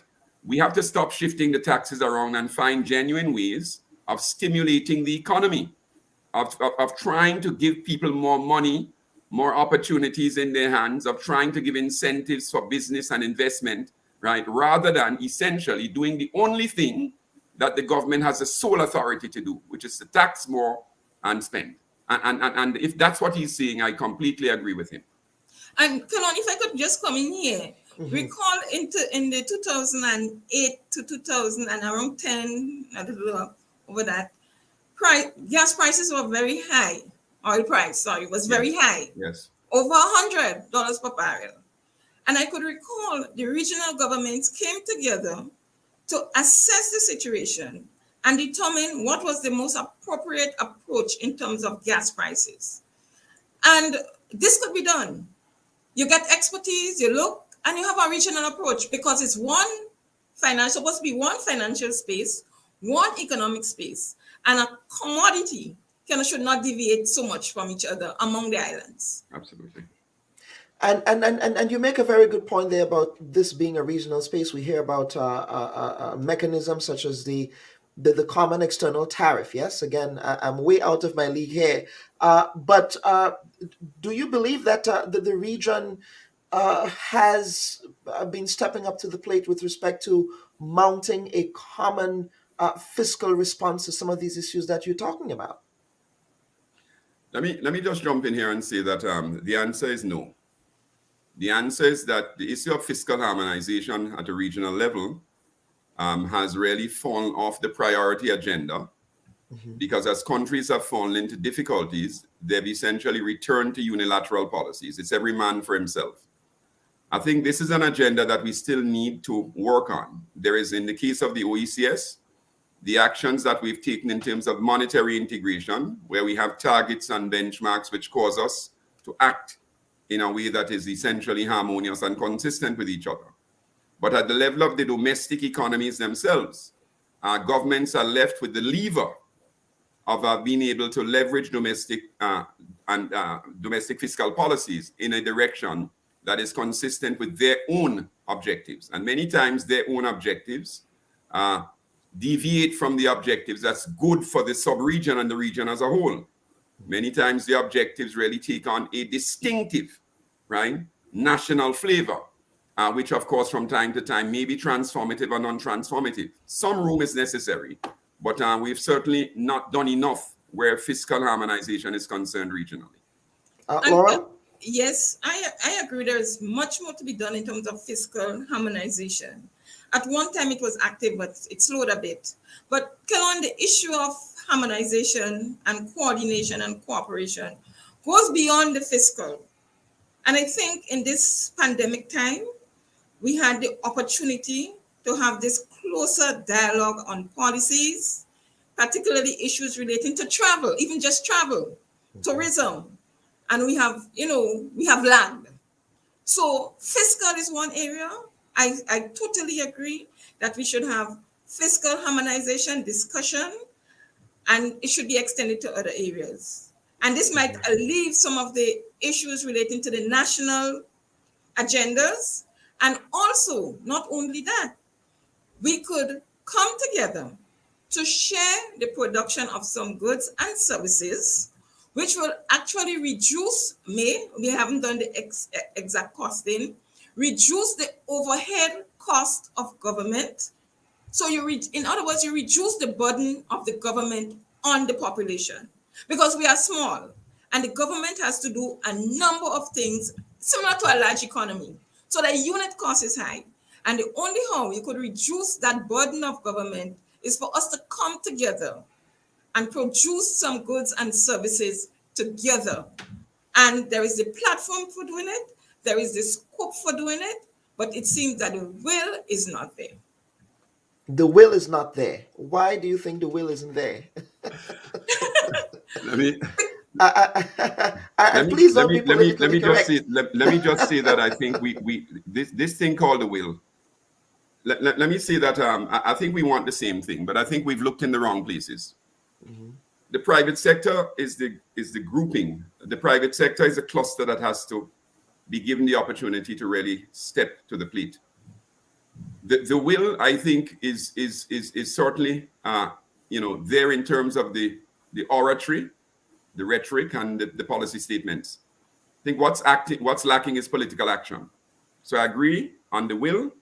I'm saying the will is not what will make it happen. What is going to make it happen is creating the spaces, the credible, harmonious spaces, the consistent policies that will give the private sector the comfort and the security to invest.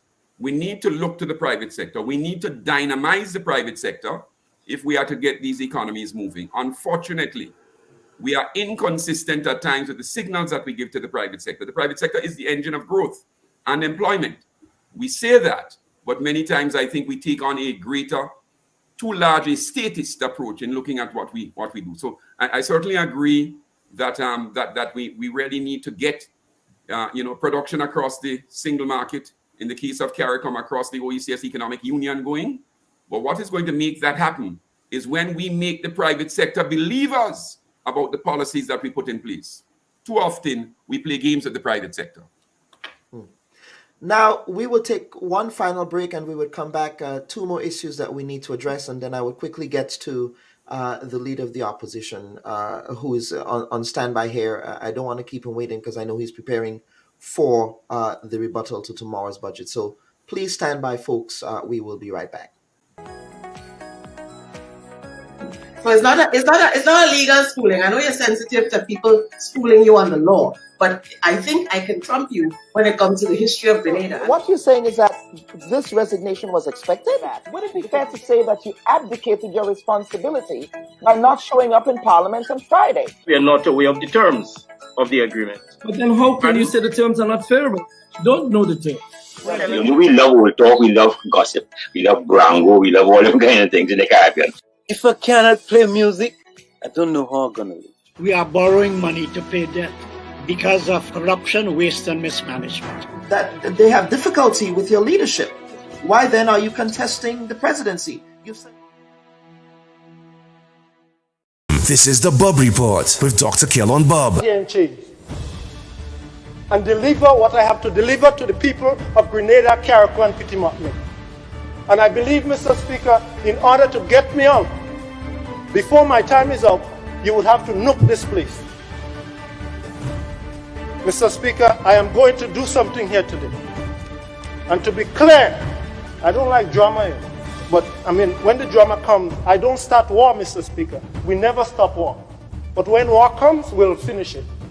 And I will finish what I started here today, Mr. Speaker. When I leave this house, one thing I know, and we all will have to leave, but I will leave with my self-respect.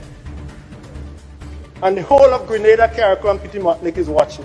And you know who's watching too, Mr. Speaker? The entire world is watching. Mr. Speaker, I know you were prepared today, but I am also prepared. This might be the most famous piece of change in Grenada today.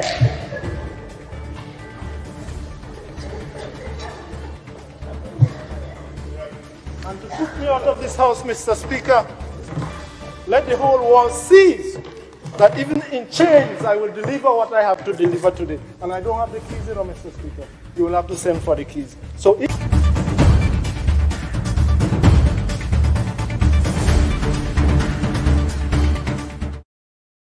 that was some budget theatrics there from the last budget debate. That was Leader of the Opposition, the Honorable Tabaz Clement, who we have here. But these are some of the things that I like to look at where budgets are concerned. Historically, we have always had the theatrics from those on the opposition side. I do remember in the early 2000s when the Honorable Michael Batiste was the Leader of the Opposition himself. In the first 15-1 iteration of the Grenada Parliament from 1999 to 2003, he came into the Parliament with a dirty bottle of water, ostensibly from his pipe in his constituency, from one of his pipes in his constituency. I remember the days when people eagerly looked forward to the rebuttal by former Prime Minister George Buzan, who was also Leader of the Opposition from 1995 to 1999. That also made for some interesting theatrics. So budgets always have that political angle to it. But Dr. Antoine and Ms. Bain, one of the issues that I wanted to address here has to do with the debt to GDP ratio. Now, in 2020, Grenada's debt per capita was $6,495 per inhabitant. In 2019, it was $6,421, afterwards dropping to $74. And that was just before the pandemic hit, of course. Now, that is pretty high for a country of Grenada's size. Would you not say so?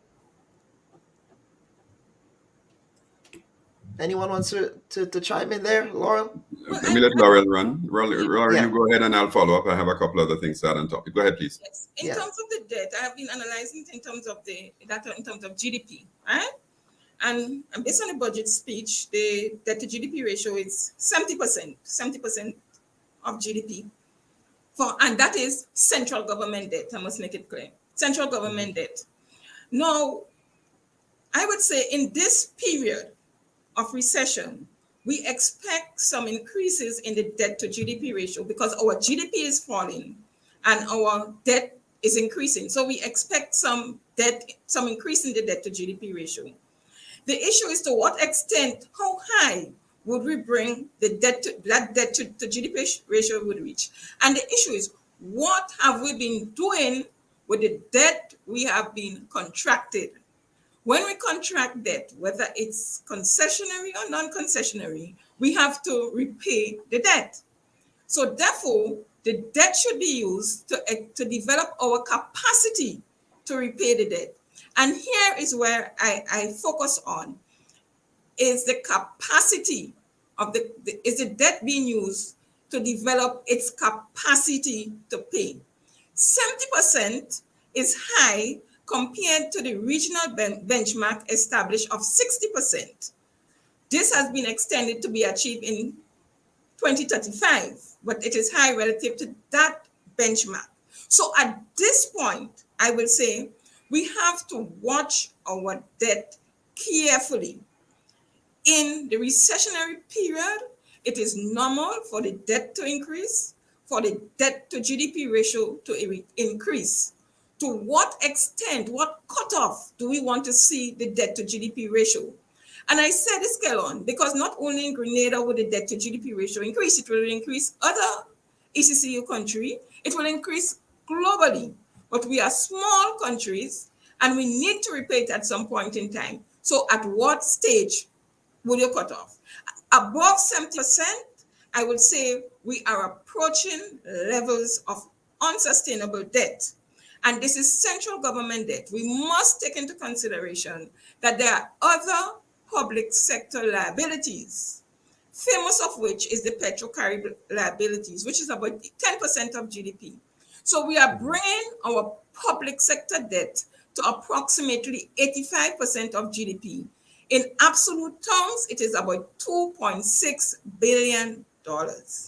We have to be very careful at this point in managing the debt, providing we have accurate information on complete coverage.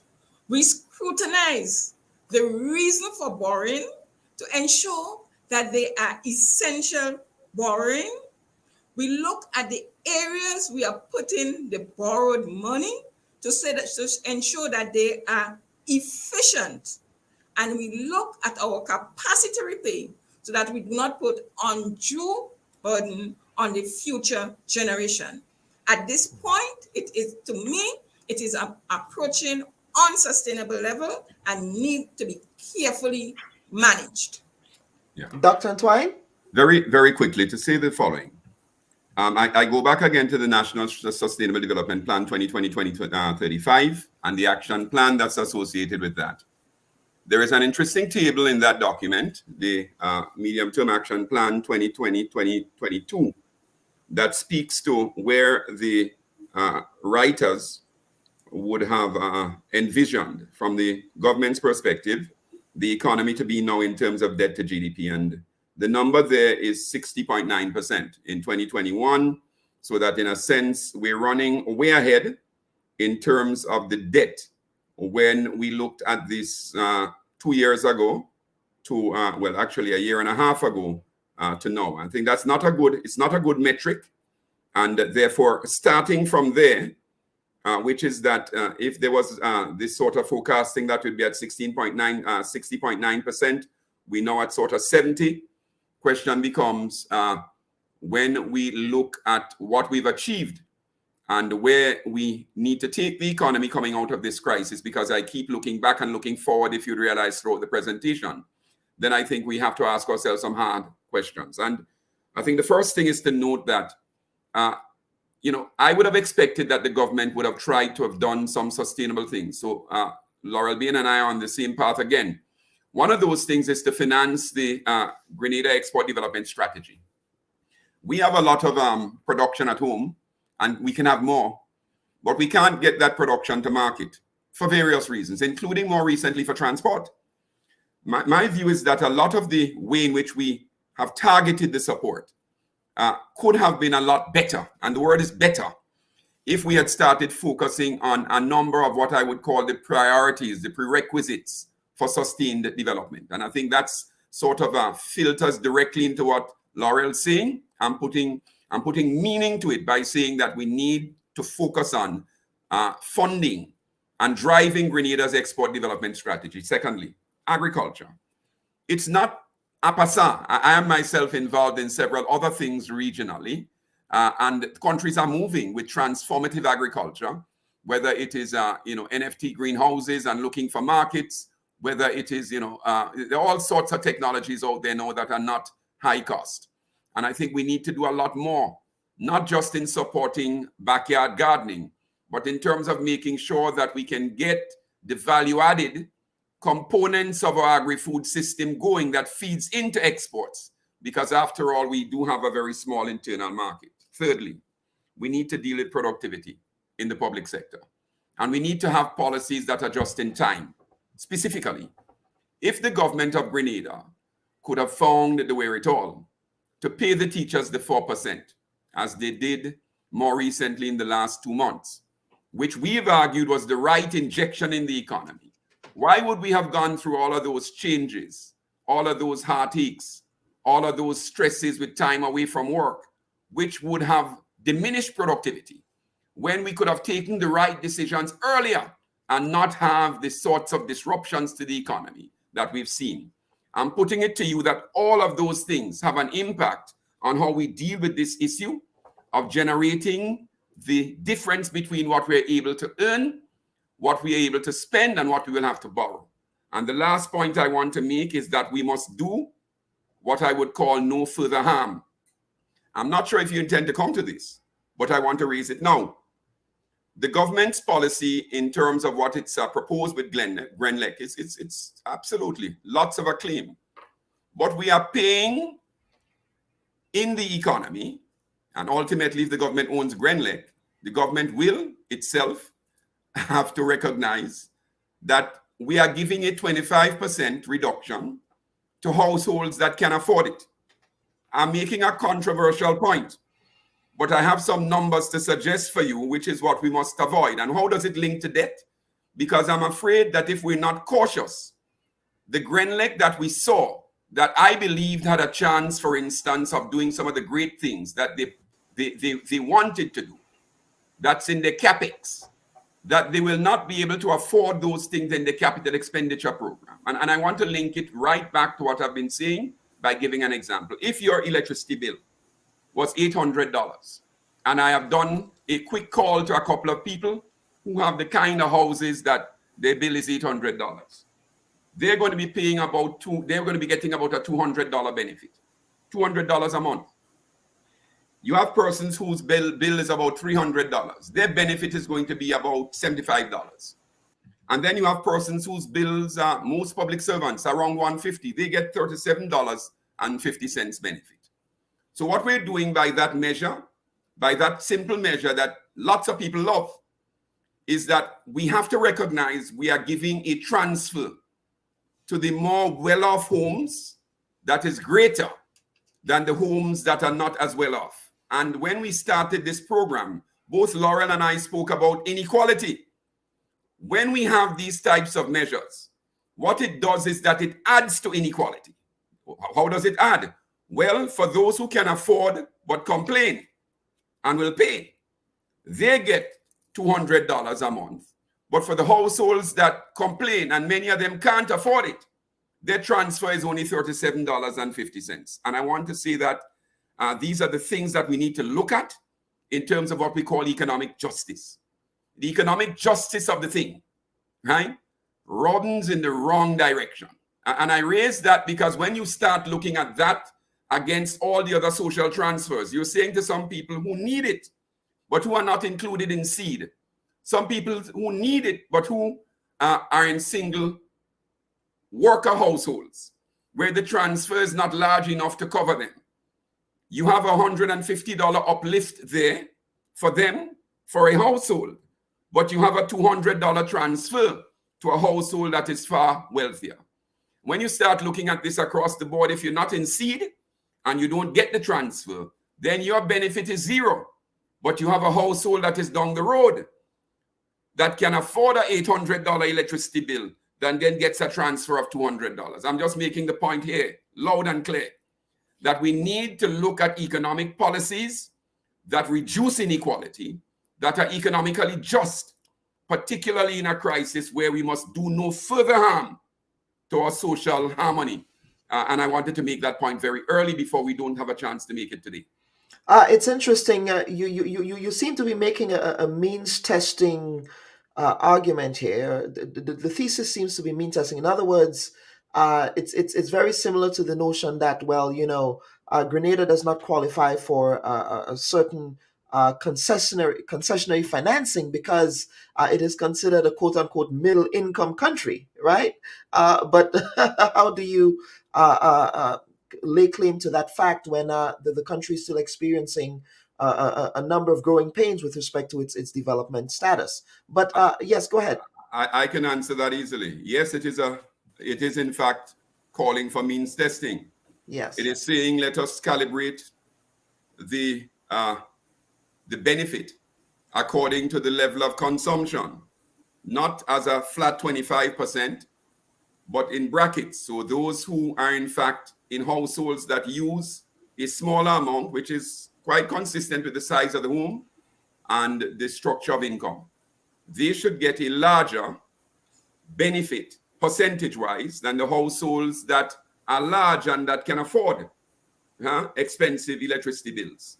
And I'm saying that unless we do that on a range of measures across the board, when you add those up, and I have done that, you see that we have wealthier households in Grenada benefiting more than households that are poor, and we have to watch that because it runs counter to trying to get a society that is more harmonious and reducing inequities. And I'm not saying that we're wealthy, but I'm saying that we need to be cautious. But I said something else about Grenlec. You see, if you cut someone's gross revenue by 25%, what the government does, it's up to the government. Where the company, for instance, based on my own knowledge and access to statistics sometime last year, is making about 16 or 17% profit, you're putting that company in loss-making territory. It links to the debt because ultimately, if we're not careful, there's going to have to be a government subsidy. And if there's a government subsidy, Laurel, which I'm afraid of, if we're not cautious, then it's going to lead to further debt. And if it's not further debt, it means that you're just displacing one set of good investment that you could be making somewhere else with a set of bad decisions, which comes from subsidizing an entity where you could have taken different decisions. We have to have a discussion around this. It's not trivial. But I want to say something else. Quickly, Dr. Twine. Yes. They will have to cut what they do in terms of their outreach programs. That's an easy cut. They also have a profit sharing agreement with the union. We have to look at that to see how that's going to impact profit and how it's going to impact those people who benefit from, I think their profit union agreement was 13%. All of these things now have to be looked at as a consequence of government policy. So I'm simply making the point here that it sounds like a nice thing to have. Follow me. It is lovely to have. But the question, going back to where you asked us about the debt, can we afford it? And is it the best way to afford it now? And as an economist, I'm making the point that I think we need to be very cautious with how we are proceeding with the economic measures in our country in a difficult time, because we want to make sure that we do no further harm. Do no further harm to poverty, do no further harm to inequality, do no further harm to those who need support most at this time. And this is the kind of policy that seems to me to be doing more harm than is required at this time. Laura? Yes, in terms of the inequality, because, and based on the same report that have the poverty assessment, it shows that we are having growth, but we are having increased inequalities. And I think the social programs where we had increase in this budget, I think it is time, and we have been having increases in different budgets, including the reduction in the non-fuel costs of Grenada. We need to do impact. What is happening? How is that impacting on our poverty and unemployment situation, these kind of persons in the economy? And I think this is where it is lacking in the budget. So you have the announcement of the measure, but you don't get any indication of the cost of the measure or the impact of the measure. And I think this is what is needed. However, the issue of the debt brings us to the issue of the transformative nature of the budget. Because if you are incurring debt, you want to see some transformation taking place in the economy. And I think Dr. Antoine mentioned it in terms of the capacity. Are we developing that capacity? Is the budget transformative enough with the increasing in debt so that at the end of the day, we are saying, yes, we have increased our debt, but we have seen what we have done with the debt. I note also both in 2020 and 2021, there were increases in the debt. There was increased borrowing. The question is, where were these funds directed?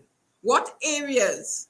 What were the productive areas? Because our debt to GDP ratio is increasing both as in terms of GDP and in absolute terms, the debt is increasing. And it will come a time where we will have to do or to look at the debt critically. That's a warning from the bow over there, Ms. Bain. It's very important that we do that.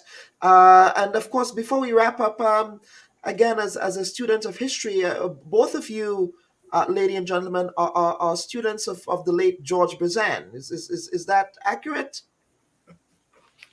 Loud and clear. Affirmative.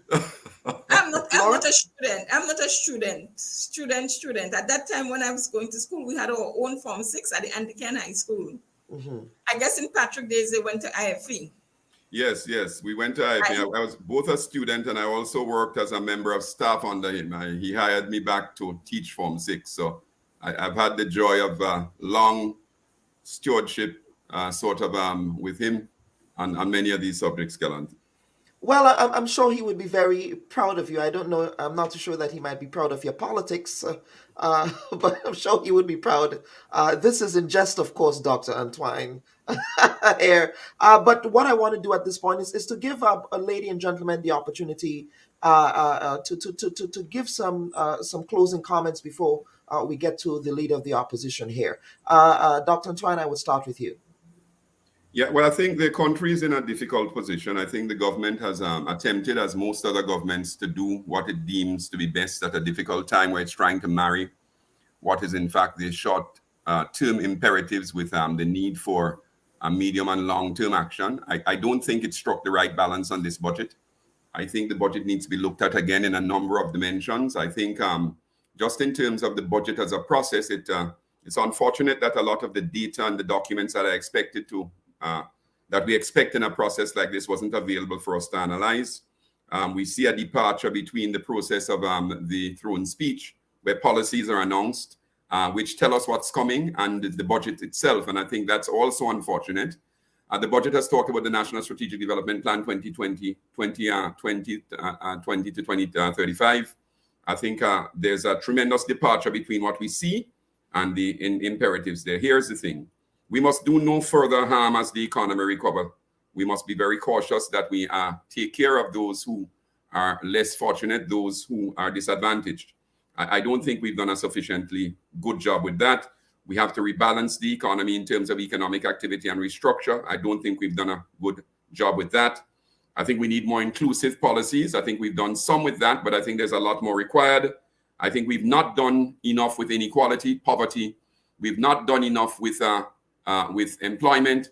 We've not done enough with participation. My last point, even as the document talks about the employment rate coming up, unemployment going down, it fails to recognize that we have nearly 40% of Grenadians not participating in economic activity.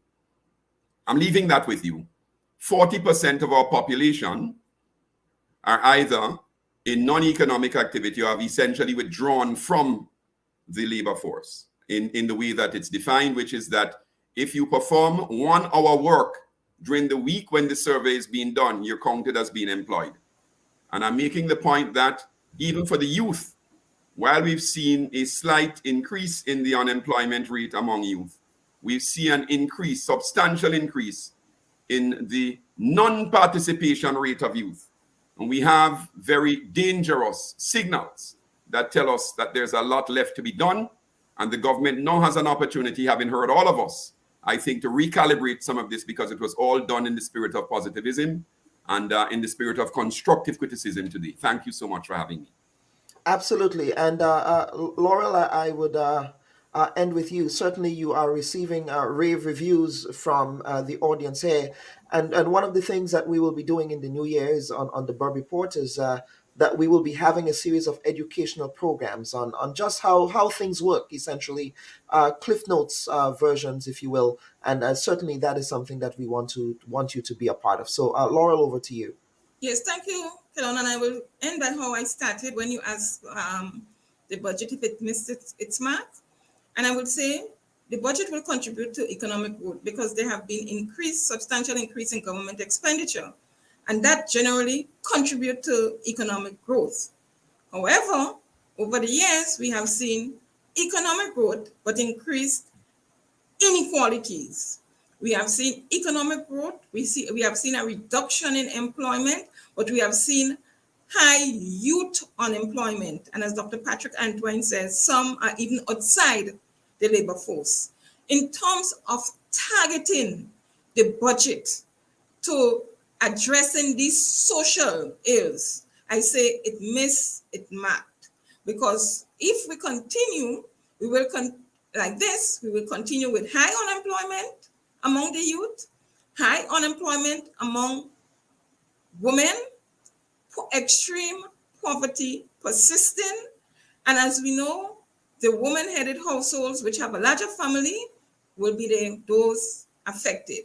So I will say policies in the budget should be directly related to its intended impact.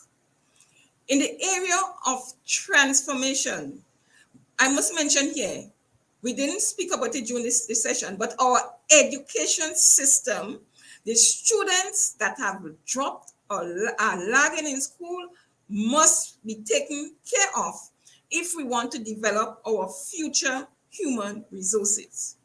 In terms of transformation, I think more needs to be done, and we relate that to the debt. The debt has increased, and that's where it is. However, we must ensure that debt is supporting, improving the productive capacity of the country. In terms of transformation, and I said, I know it is not possible to transform a country in 1 year or 3 years, but we must see signal. I was looking for the signal from the structure of your capital program and the structure of your current program, and they seem to be going in the same direction. And I thought we would have a reorientation to focus heavily on the agricultural sector, agro-processing, and this will assist with the employment generation. On the current operation, I also thought I would have seen some structural change to ensure that we develop innovative and creative industries in this environment, which may absorb some of the energies of the youth. And I could mention here, I was pleased when I saw in St. Kitts and Nevis, where I reside, in 2020, a special ministry was established. It's entrepreneurship, entertainment, and talent development, specifically to deal with these emerging industries. And I think we need to see these changes. It is like a train going fast, and we're not slowing down that train in that direction. We need to slow it down and turn the corner to a new transformed economy. Otherwise, at the end, we will find ourselves in the same position: high growth, reduction in overall unemployment, high unemployment among the youth, continued poverty. We're looking for a transformed economy. Laurel, thank you so much for taking all of us to school and for teaching the audience some very important principles of economics, especially during this very difficult time. Of course, there is also the subtext of the COVID-19 pandemic. It's become almost clichéic now to talk about COVID, but that is a subtext that we also have to really consider as well. So thank you, ladies and gentlemen, for appearing on the Bubb Report today. It is much appreciated, and you can now go enjoy your Sunday lunch. Yes, and I hope you let your guests know that having turned up, it compensates for any diminution that we would have had in the past when we ourselves did not show. We certainly have learned our lessons, haven't we? Well, certainly you. Don't go there, Doctor. Don't go there. You're very good at sparring. You're very good at sparring. I give you that. But ladies and gentlemen, Thank you. We'll take a break and come back with the Leader of the Opposition. Have a good one, guys. Thank you. Bye-bye. Okay. Absolutely. Since losing that seat, what have you been up to? Now, Mr. Attorney General, this particular provision sounds unconstitutional. But why were there not consultations before moving forward with the proposals? Did they say what will happen when you guys get to St. Vincent? Because there are pressing social economic issues that I would want to address with you. In the hyper-information age of social media, the Bubb Report knows there is more to the story. We have questions and demand answers. We strive to hold the powerful accountable and tell an unbiased, contextual story. You know what happened. We let you know why it happened. There is always more to the story. The Bubb Report, streaming every Sunday at 11 a.m. on Facebook and YouTube. And welcome back, folks. At this time, I'm happy to be joined by the Leader of Her Majesty's Opposition, the Honorable Tobias Clement, the Member of Parliament for St. George Northeast. Mr. Clement, welcome to the report, and I know you've been listening intently to this conversation here, and I thank you for your patience. But now I know you'll be very coy about what you'll say here today on the report, but one might say that the government makes your job much more difficult for your rebuttal tomorrow. How do you top Bowen's Christmas in November budget presentation there, Honorable Tobias Clement? Thank you very much, Mr. Bob, for having me. And I must say it is always indeed a pleasure to be with you. And let me say pleasant good day to all your viewers, listeners in Grenada and in that diaspora.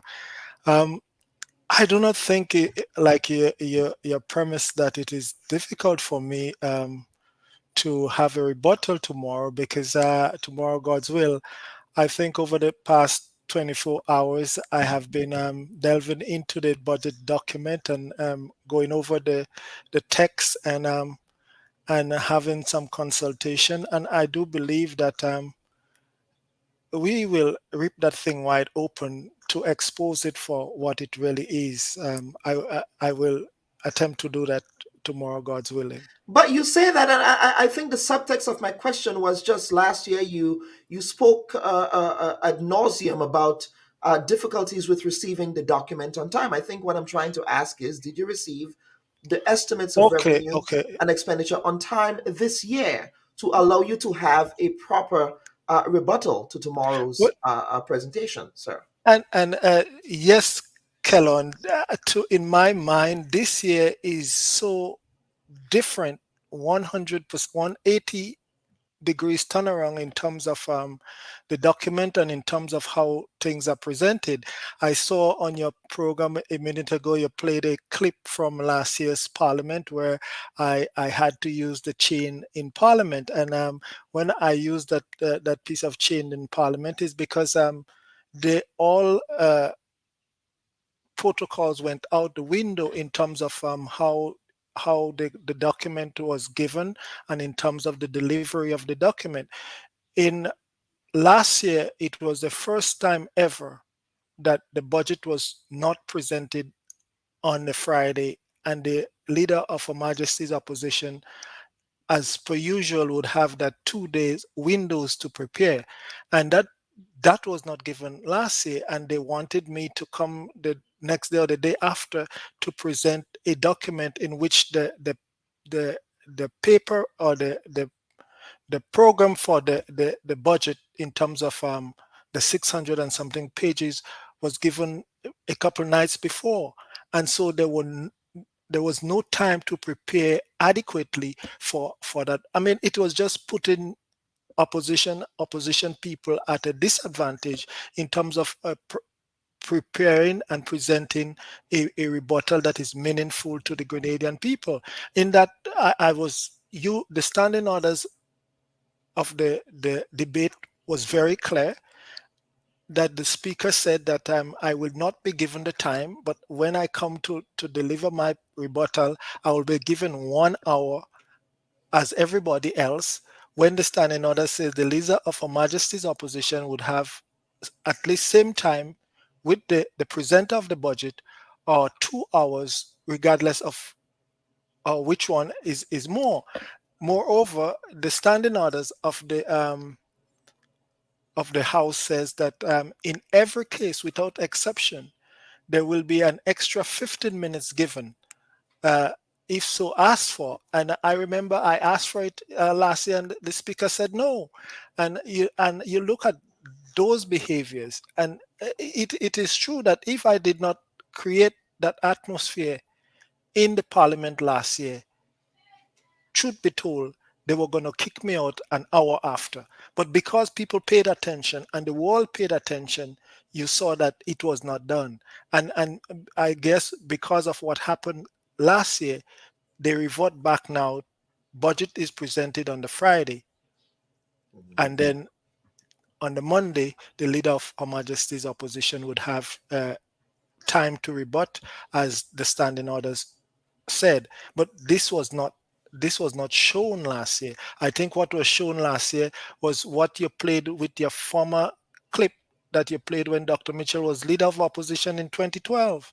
That was the practice then, but it is different now. I have had time to study the document. I have had time to consult with the document. I have had time to go over the document. So God's will, tomorrow, God's willing, there will be a meaningful contribution in terms of the rebuttal to this debate. I suspect without chains. Do you still have those chains? I do, I do. I mean, that is a piece of history right there. Well, and it is.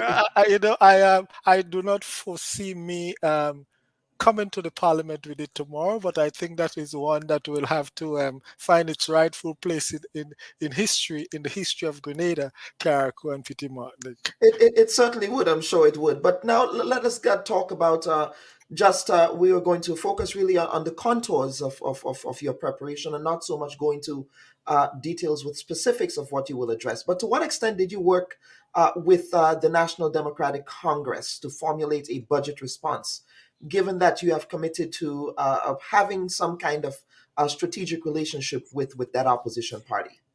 Well, I can tell you that we have not had that that working relationship in terms of formulating the budget response. I have had some people, private citizen, that I lean on, that in the respectful field that were quick and able to help me, and I did call on them, and economists, accountants, and so forth, and the like. So yes, I did consult with experts in the field of budget and budget preparation to do so. Okay. Very well. Now, without going into to further detail here, of course, Grenada recently dropped all quarantine requirements for travelers to the island. Now, given the new COVID strain that we're learning about, how do you propose we manage expectations during this period? Well, I am very wary as to how we move forward in terms of managing ourselves personally and as a government, because COVID is not yet done with us. We have had in Grenada just one wave, and we have seen the havoc that it has created in other countries. And I pray to our people that we be vigilant always. I always say it is up to the individual persons to be vigilant so that you protect yourself, your family, your village, your community, your country, and continue sometimes even to follow the protocol that is not in place at this point in time. Yes, you talk about a new strain, but let us look and see how fluid the situation is. One of the service boats from Carriacou went to Trinidad on the dry dock. They spent some time, they came back. All crew was properly vaccinated, and they came back home and did not have to go through any of those measures of checks and balances because they were vaccinated. And behold that within the past couple of weeks in Carriacou, we have seen that a cluster developed. And I think there probably will be over more than 50 new cases of COVID in Carriacou. And so to me, that is frightening. It is frightening because we cannot, as a people or as a government, let our guards down. It is not joke to say that if COVID-19 is somewhere, COVID-19 is everywhere. And it just takes just one misstep and you could be right back to where you were in August, September. And so we have to continue to exercise vigilance as a people and as a government. Very well. And do you think that, given this new news of this new variant, hopefully it does not get out of hand, do you think that what government is proposing with respect to what an economic recovery would look like for Grenada next year might be impacted? Well, we have to look and be careful and learn, because it will always affect the economy. I mean, this is COVID-19. We have seen countries that are in a better position than Grenada have to go back down under strict protocols in terms of what they do. And if we here, we talk about economic activities versus health versus wellness versus lives and livelihood, and how do you measure? I mean, can you really measure the value of someone's life versus economic activities? That is for me. There is no gamble there in terms of looking what you should do and what you should not do. So yes, the government would need the revenues, and they would need for Grenada to get going again. But we should approach this thing and approach it carefully, and not just with the stroke of a pen or with the stroke of a bill or a law, just everything just out the window. If we have learned anything about COVID-19, is the unpredictability of this disease, how it operates, because we saw it is changing and changing and changing, and I guess some people say we have to learn to live with it, but we should learn to live with it in a cautious way, so that we can have it down to the level where it is very manageable, or even out of our shows. And finally, Honorable Leader of the Opposition, do you want to give us a quick preview as to what we can expect from you in Parliament tomorrow? Well, the budget in itself, and what I will do in my presentation tomorrow, God's willing, is to begin to open up the Grenadian people's eyes and to see the many flaws. I mean, the budget is filled with flaws, and we are premising some of the text of the budget and some of the happenings there that is put in there on probably but is the government really telling us where they are in terms of the finances and where it will be coming from? You see, there's a lot that was said, but what I also know too, there is a lot that is not being said. And so we have to look at both sides of the coin. Yes, on Friday it was one side, but tomorrow, God's willing, you will be seeing another side of the coin.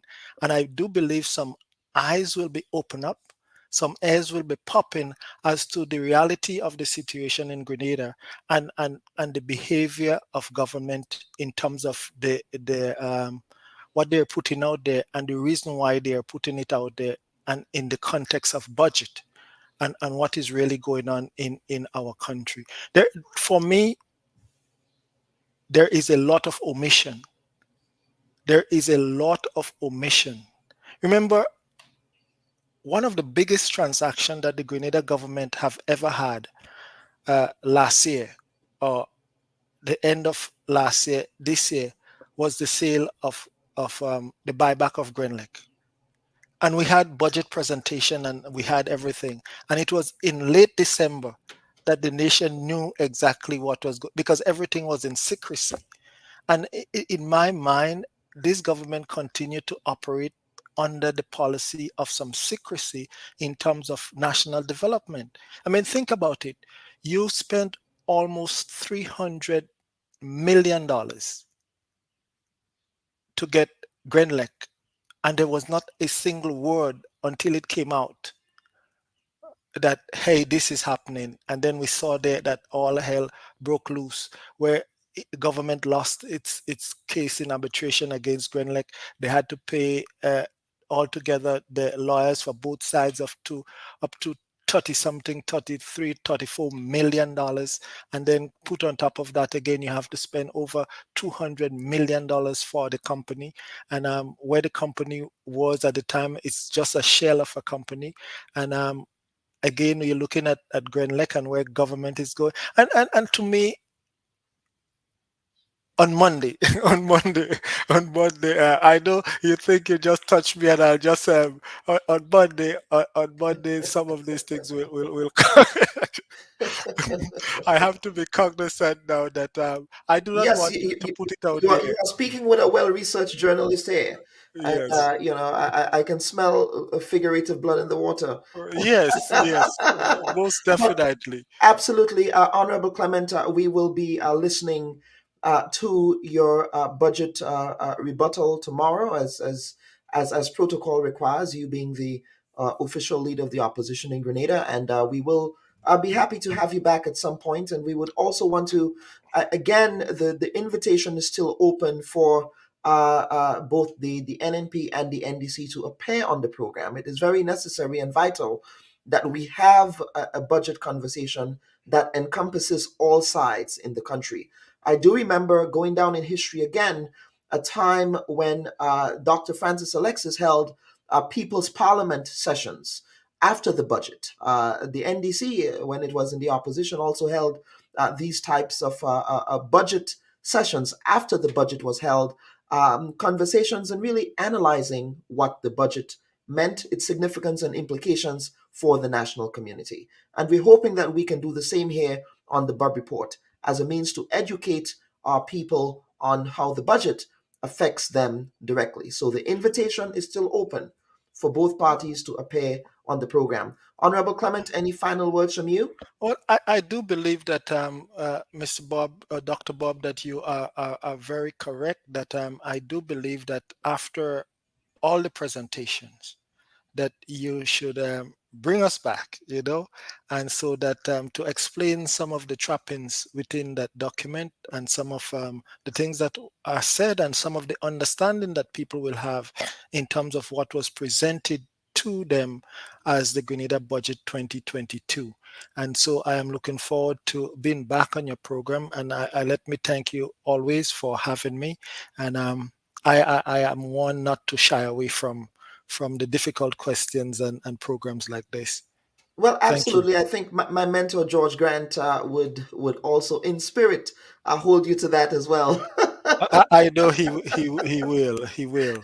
So again, to the listeners out there, tuned in tomorrow morning, God's will, at 9 a.m. 9 a.m. Okay. 9 a.m. in the forenoon, and that is when I will begin my rebuttal to the budget presentation. God bless you. God bless you all. Absolutely, Honorable Tobias Clement. That was the Honorable Tobias Clement giving us a sort of a preview of what we should expect to hear from him in the context of the 2022 Grenada National Budget. Again, viewers and listeners, we want to thank you sincerely for your very active participation in the Bubb Report, on the Bubb Report today. Please share this program as far and wide as possible so that those who did not get an opportunity to listen to this important discourse this morning would be able to get an opportunity to do so. On behalf of my hard-working team, I wish to thank all of you for your continued participation on the program, and have a great, safe, and productive week. Bye-bye.